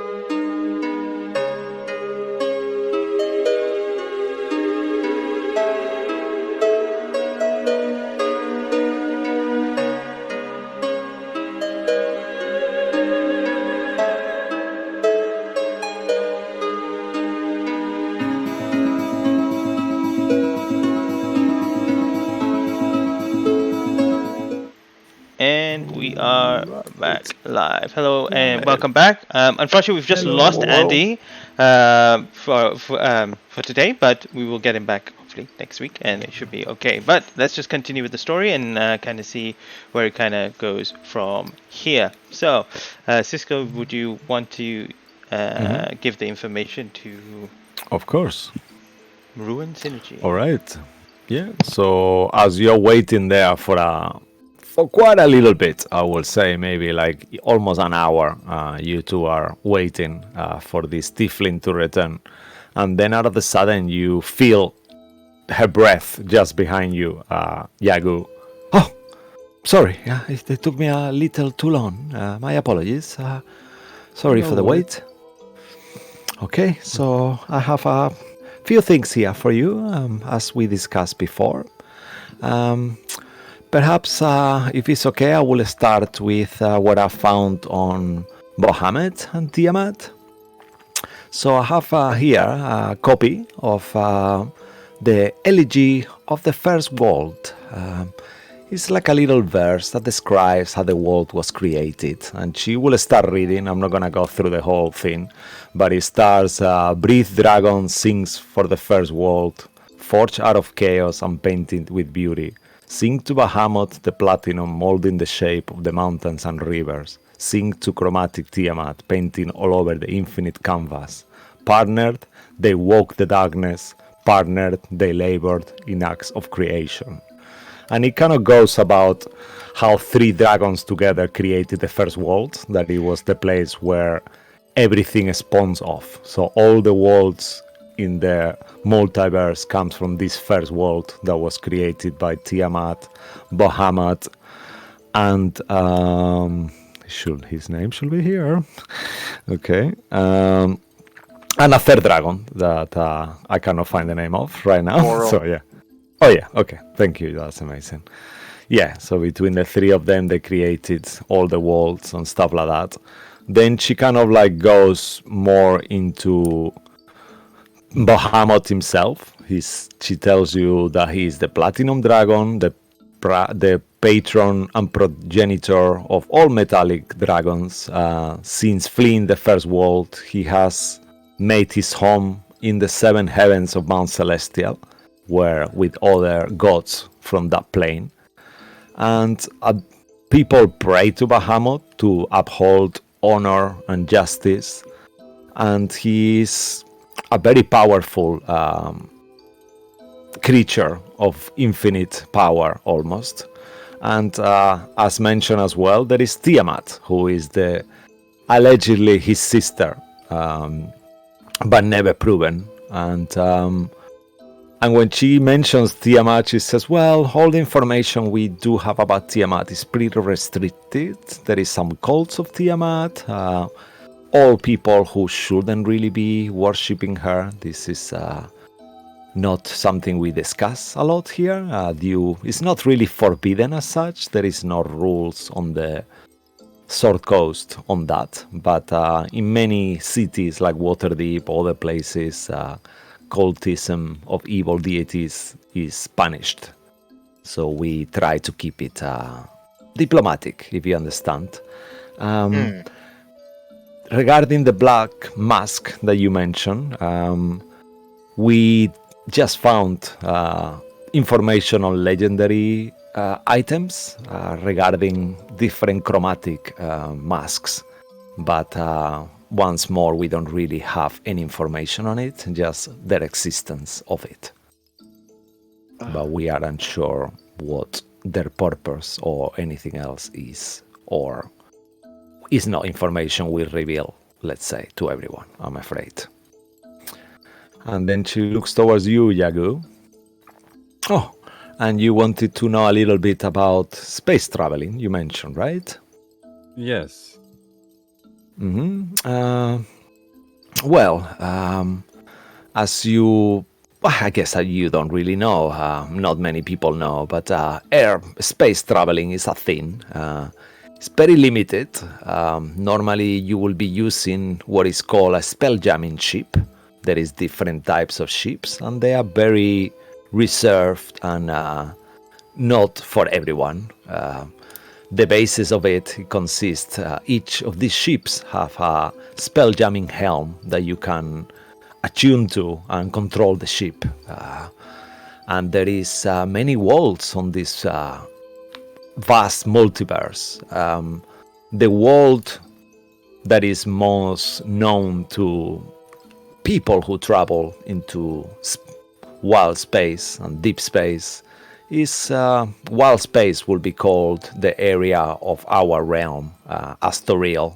So anywhere from Toril going to the edge of what it used to be called crystal spheres, but not anymore. Apparently, rumor has it those spheres seems to be vanishing and just keeping their shape, but they are not a barrier anymore.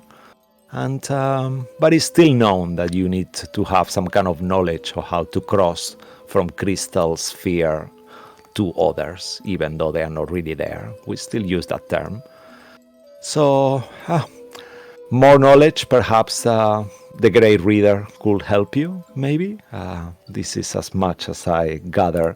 In terms of gravity as well, there is some kind of gravity in space of sorts. Each creature and object has a gravity that is quite unique. So in theory, you could walk upside down into your ship as the gravity point is half, and then you could actually go into the bottom of it. So it's quite unique. The ships carry air as well that is breathable. So as long as you are in one of these sort ships, you will be able to breathe and all. But like I said, it's not for everyone. Very dangerous endeavor. And there's she no looks at you. other way of traveling to like other planets out there. This is yes, the only way you know. Unfortunately, yeah. As far as we are aware of, well, legendary creatures might be able to use other ways, perhaps, and but it's hardly unheard of. Oh, thank you for the info. Then That's all right. I have one more question. Of course. Do you maybe know any of the other planets out there that has like a gigantic white moon and a smaller red one? Okay. Off the top of my head, I guess you're missing a moon. You probably be talking about Kryn, right? You're missing a black moon as well? This got a black, a white, and a red? Is that...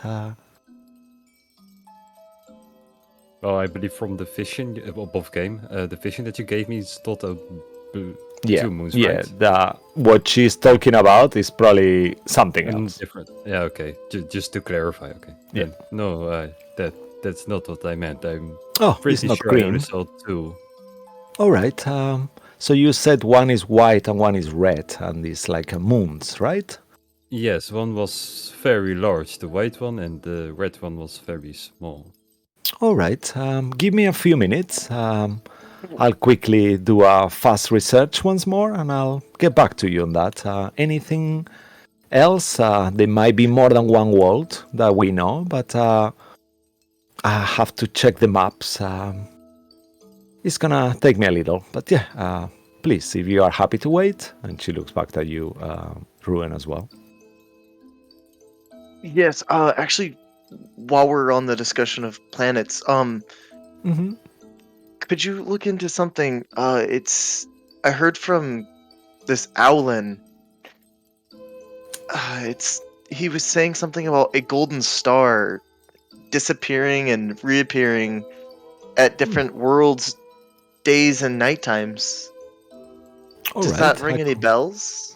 I could look into that as well. Sure.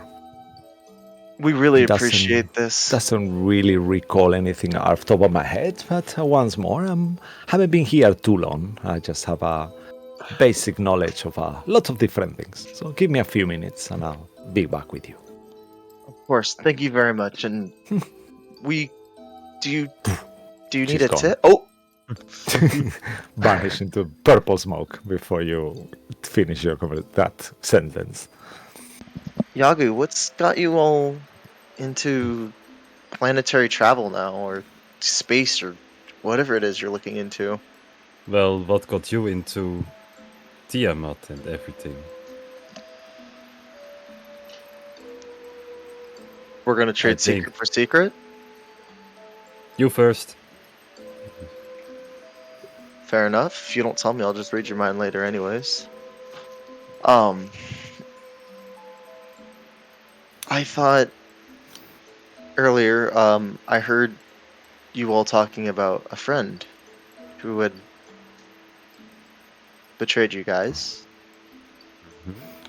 and I thought maybe I could look into doing some really great deed. I thought maybe if I did something really good, I could make it up to all of you guys and to Bruce and Aki. See, I want to keep doing good things because the more good you do in the world, you'll be remembered for that, won't you? Well, yes, but you will always be remembered for the bad things as well, so... I understand your perspective, but... What stops you from breaking bad? Isn't it up to your own will, I guess? You make the decisions to do good or bad yourself. Sometimes Yeah. there's influences. And what's your influence to do good now? Saying that you want to be good? I've always wanted to be good. I But you haven't were shown not? it.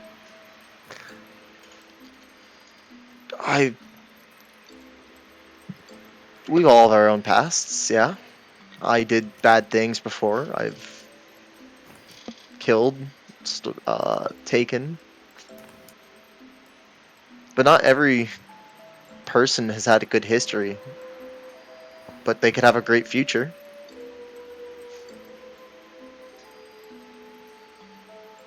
True. Now, I told you my secret.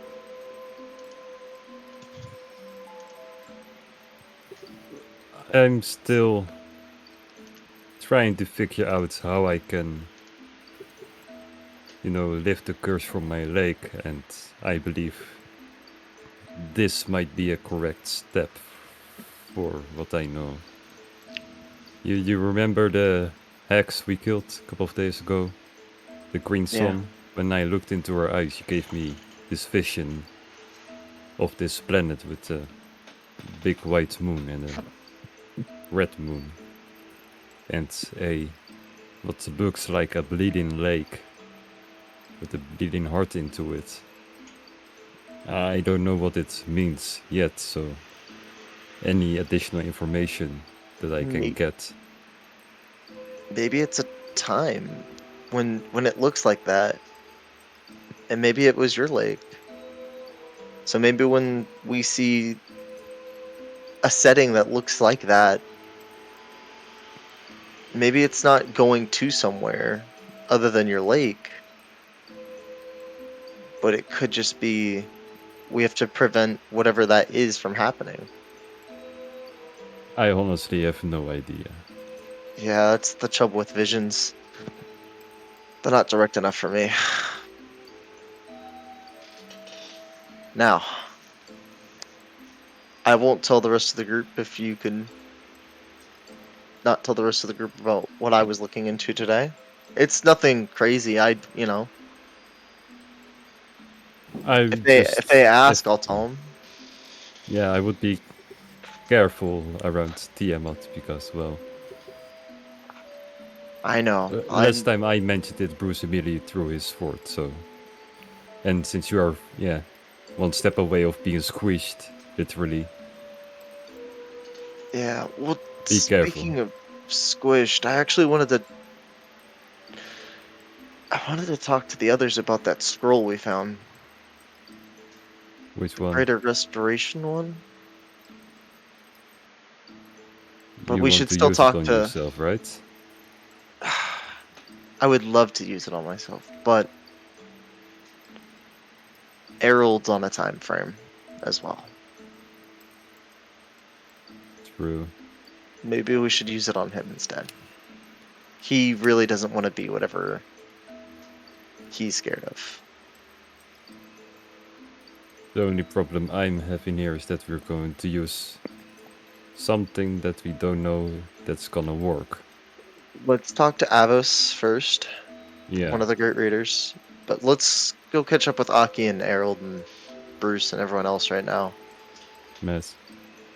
And Maz. Yeah. I was not Maz. All right. And- as you're having this conversation, all of a sudden you're interrupted once more by the tiefling girl that comes with the hair in disarray at this point. Like, you see that she's a bit flabbergasted with all this research.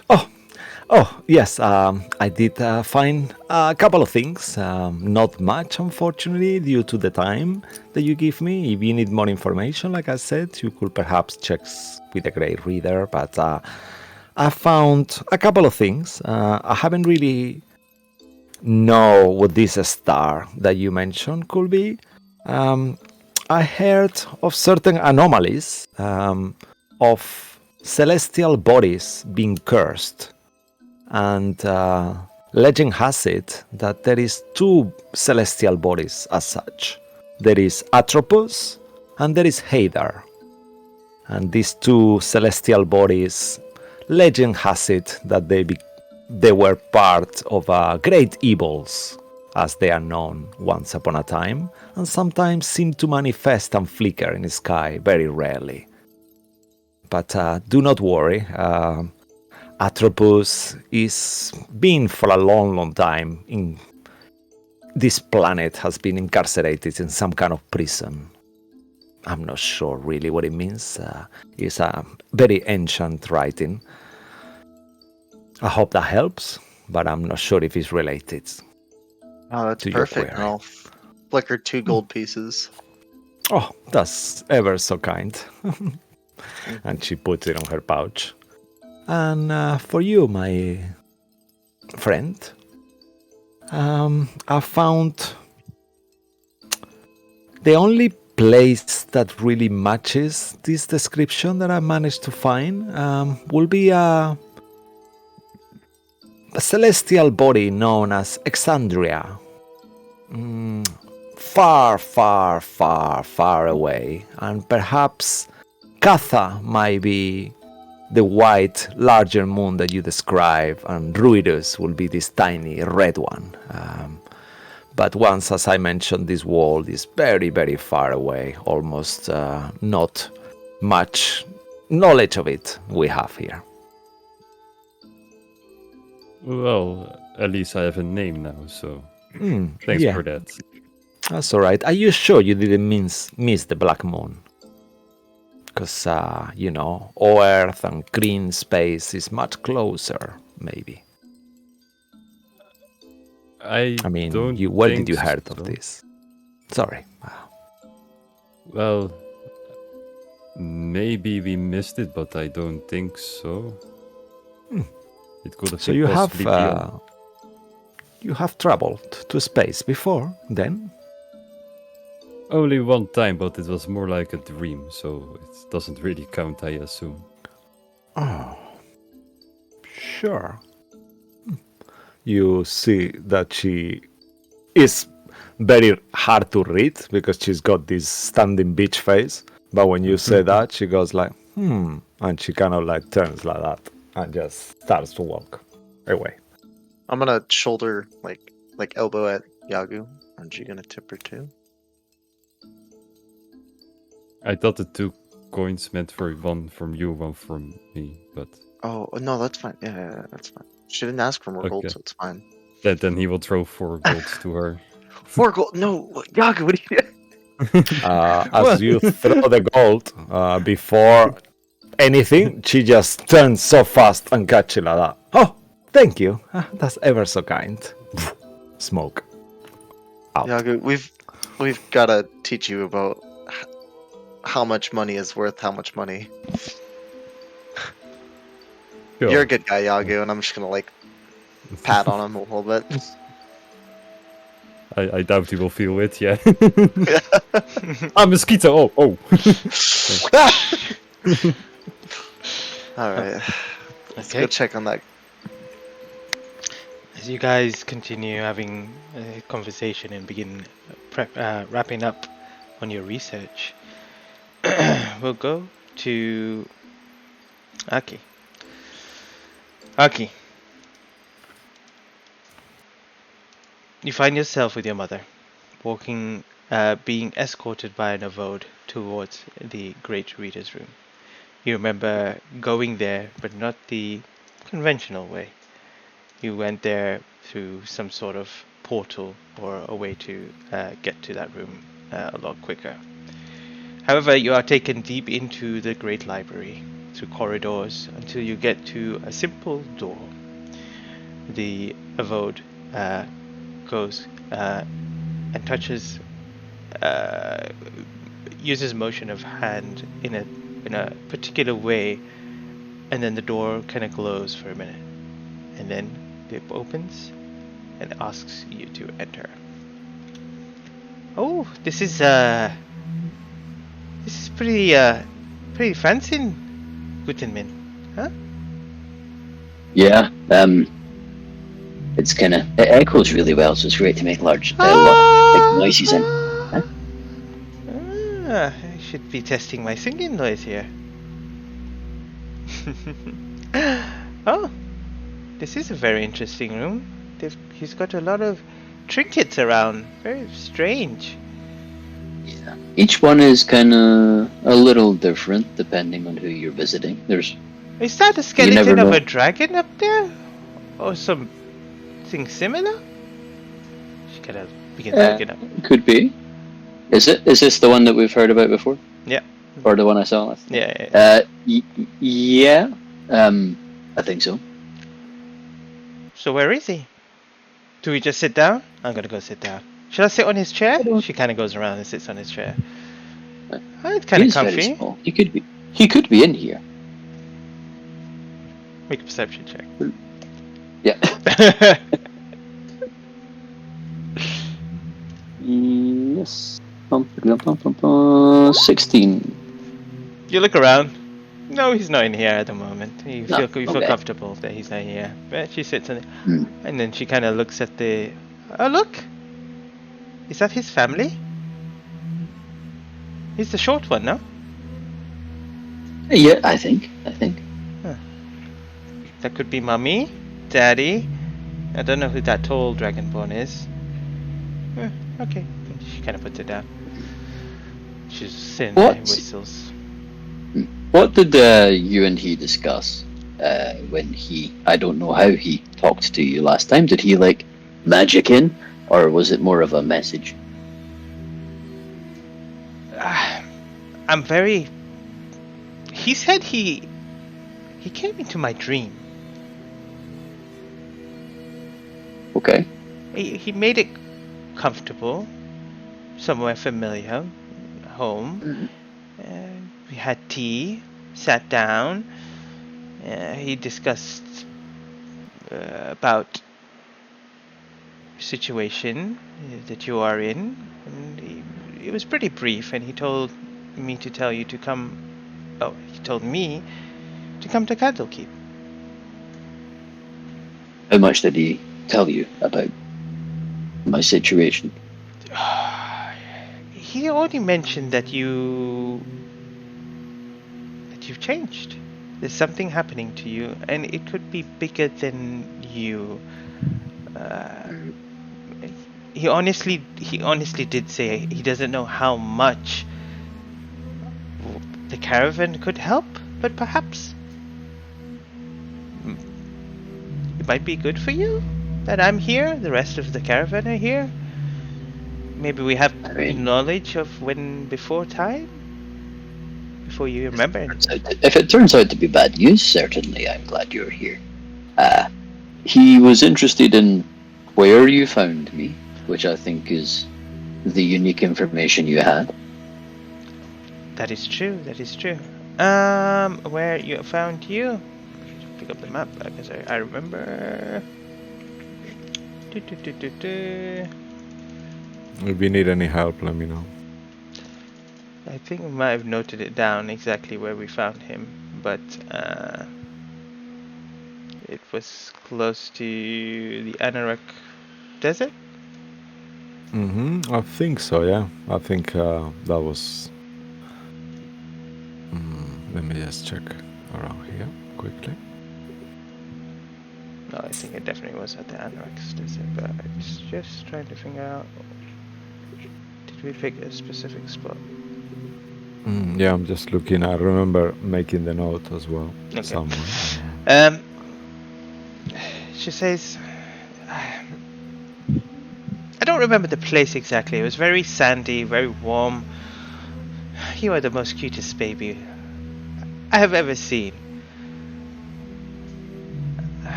I do remember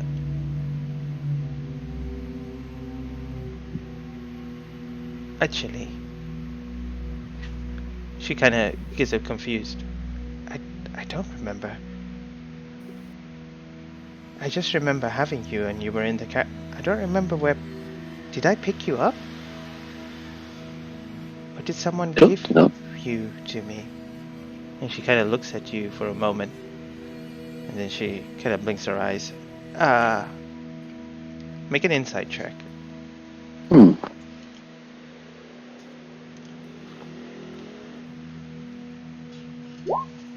16 again.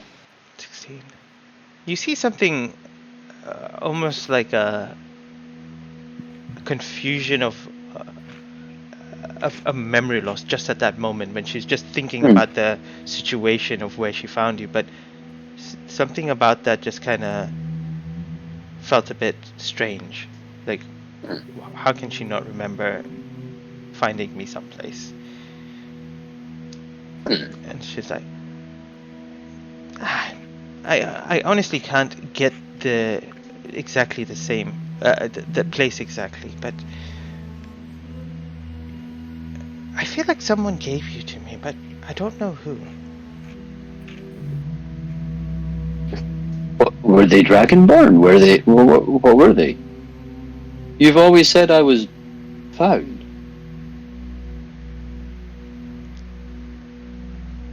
I can't remember their face.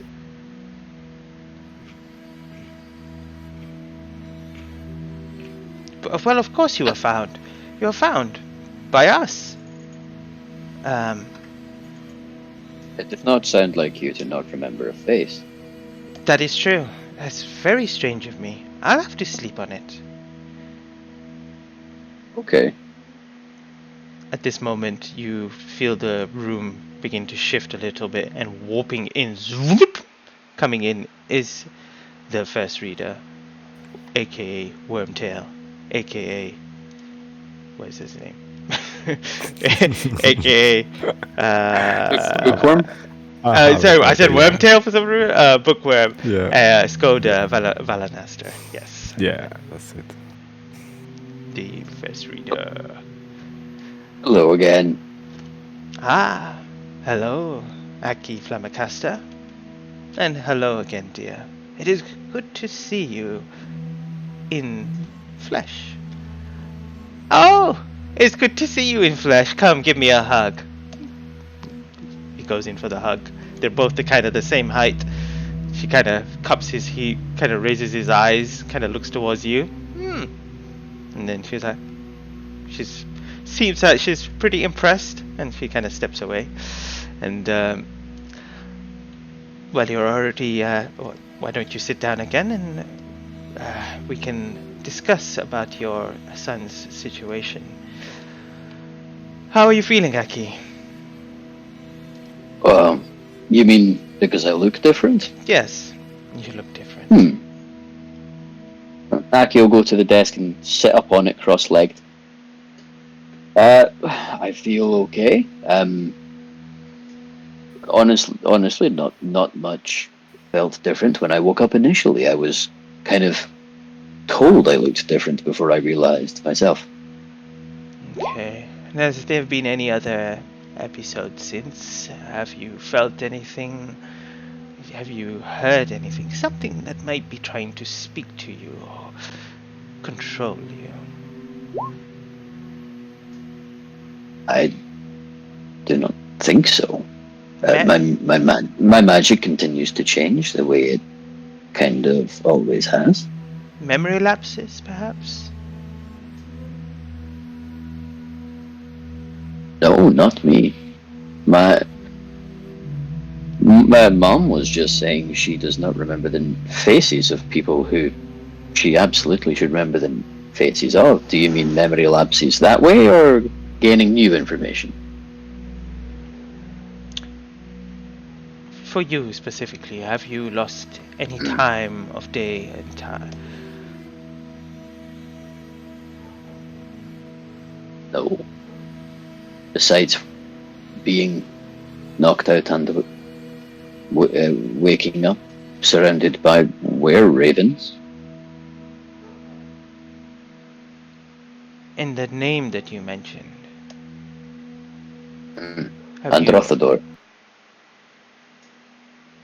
When you say the name, do you feel anything? Does something... No. It feels like a grand name. It feels like something that should be recognizable, but I simply don't.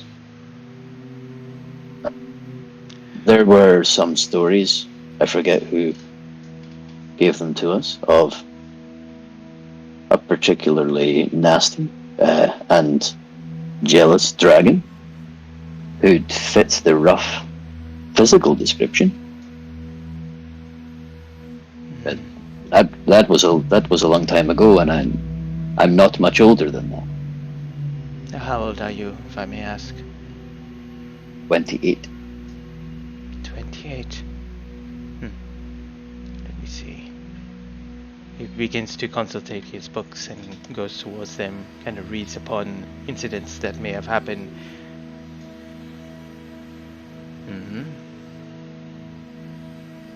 There was an incident in the desert. Aki smiles reassuringly at his mum in case this is freaking her out.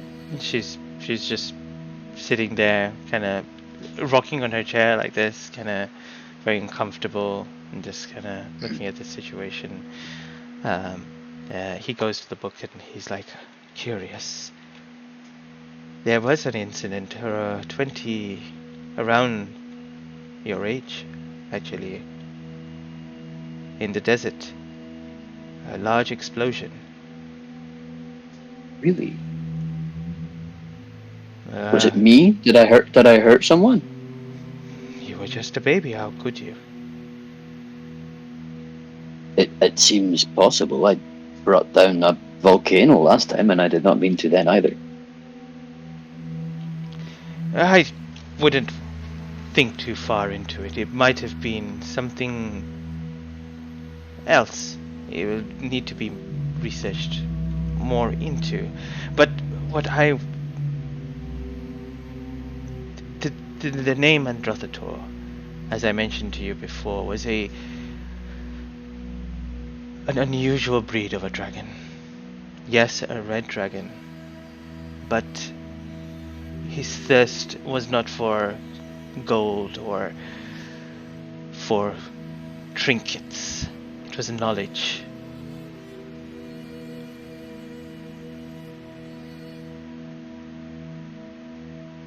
Is this something that you also desire, Aki? Knowledge? Power? Power, no. Knowledge, to to certain extents. I wish to better control what I do, and I wish to have a better idea where I came from. That is it. Just just a quick note. As this question is asked to you, Aki, it surprises you that your knowledge search feeling has escalated highly. And you think to yourself, "Ooh, I am more interested in knowledge than I ever thought I would be," for some reason that you are unsure of. But I am surrounded by all this knowledge all the time. I'm not schooled in it. It's intriguing.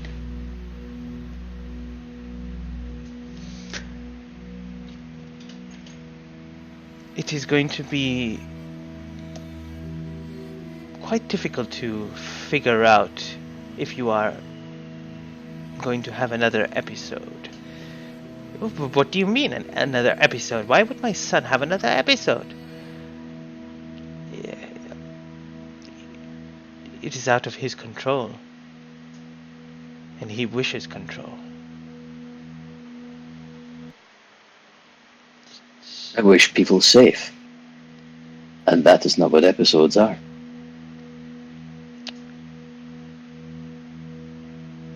I'm going to give you something. This is going to perhaps help you and even help your friends that you travel with, or if you choose to travel with your mother again, them. But it is only for an emergency use. He goes into the drawer, pulls out a small little magical device. It looks like a you've seen a very, it's not a similar device, but the construction of it looks very similar to Errol's kind of gadget that he uses. He said that he travels The in it. rift spanner.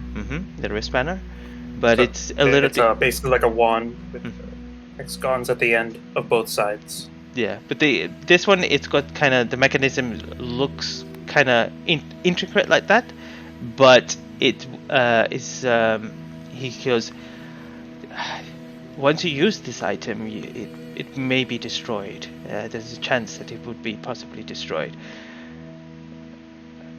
If you feel like you're having another episode, wind this clock, wind this device. It will shift you either to a different plane or to a different location, far away from where you are. But it will. I have no control over where. It would be random. The only thing that it would have is that it will put you in a place where you are isolated and alone. It is a risk that you must take, but only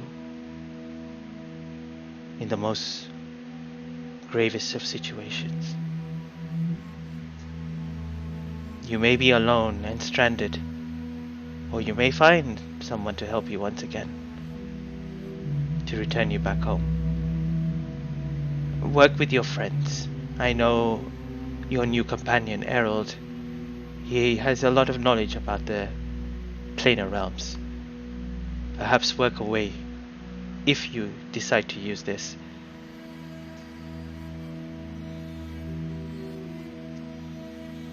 Very, very well.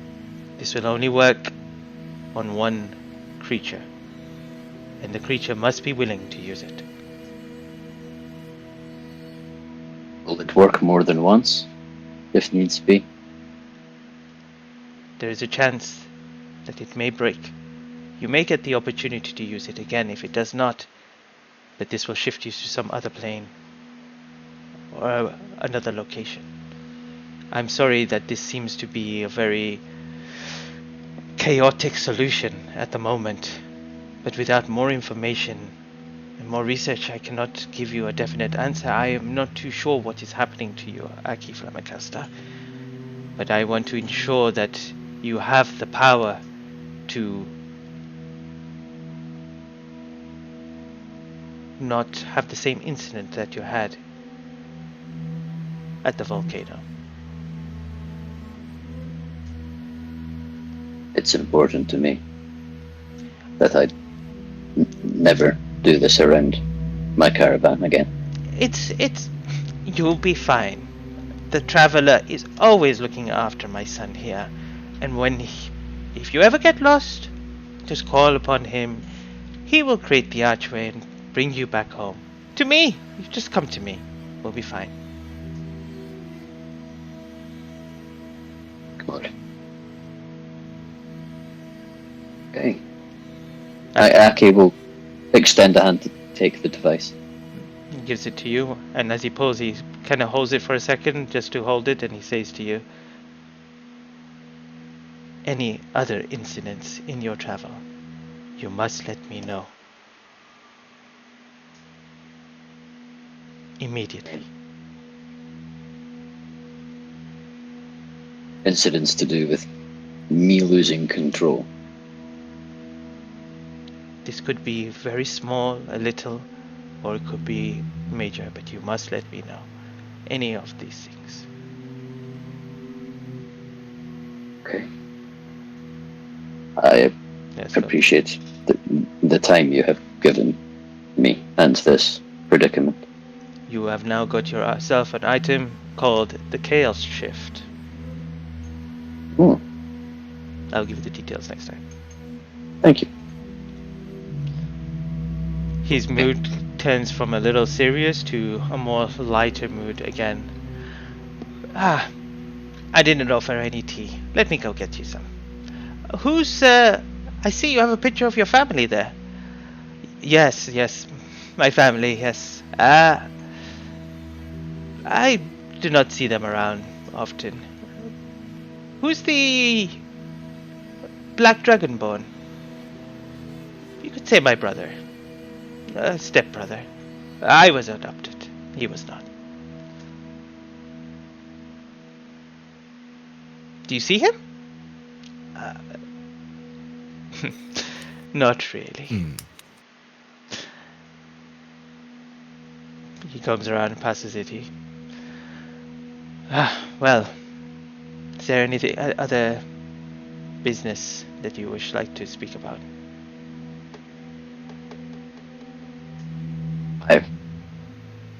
I really wished I would understand more of what Androthador was or my connection to him, but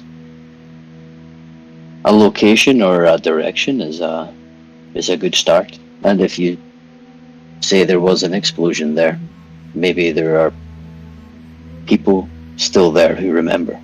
Well, what Androthator was and Androthator may be, he is not Aki Flammecaster. That is for sure. He raises his cup of tea. Thank you very much. You see your mother putting a bit of whiskey in hers. And then drinking it down. All right. If I may indulge one last favor, would you put us in contact with the best person to speak with Curses about, since we seem to have that going around recently? Well, of course. You have already spoken to him. I think you and Bruce. Oh, it was him, of course. Telesavost. Mm-hmm. I will let him know that you are looking to speak to him, and I will make sure he is available to speak to you. But I hear that you are going on a little adventure for the Enchanter. Yes. This should be interesting. Does he often target such wild creatures, or rope in the adventurers who pass through for such things? I believe has the knowledge of being the best enchanter in Toril, perhaps. He may lack the skill of acquiring the items, but the skill of development and creation surpasses none. He is a kind and gentle soul, with the vast knowledge of creation. Then I would do well to spend more time around him, obviously. I agree. Thank you for your help. Mother, no more whiskey.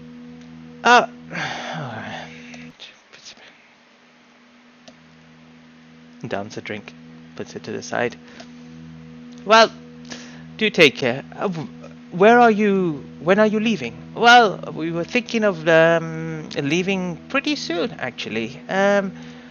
Well, we were deciding to, after this situation here is done, to head south. South to where? To Zakara. Or the outskirts of Zakara. You wish to go down into the deserts Well, it might be a good idea in the winter time, good sun. I was thinking the same thing. But we're just meeting up with another trader to acquire more goods, sell our goods over here, and yeah, like you said, enjoy the warmer temperatures. Well, have a safe journey when you leave. Thank you. And she begins following you out. Thank you, Skoda. Do you have a best means to contact you if something does happen or change? I am always available.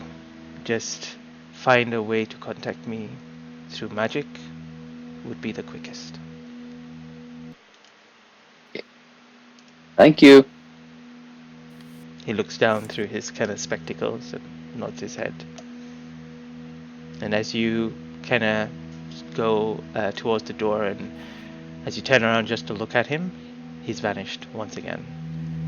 And when you open the door, it takes you straight into the courtyard, not where you entered from before.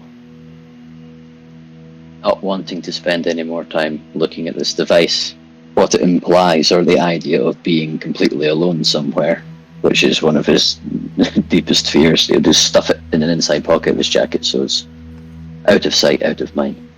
Right. So that went better than it may have. I don't know. I feel like he was holding back. He may not have revealed everything to you. I imagine that is true, but But he I imagine he knows any number of things. seems like an honest guy. He did not need to take the time for this conversation at all. So I will believe what he tells me. But do you know what worries me the most? Is that he is interested in you, Aki. And when powerful people are interested in something, that means something is wrong. Or something is about to happen. I remember. I will keep one eye on that. You do that, my boy.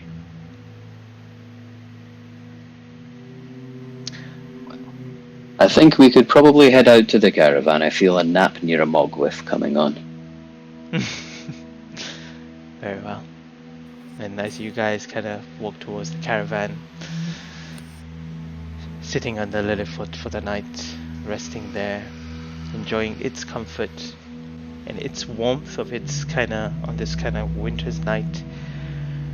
And as you all come for another day and begin preparations on heading out on your seek to hunt this creature down, we'll end the session there and come back next week and see what happens there.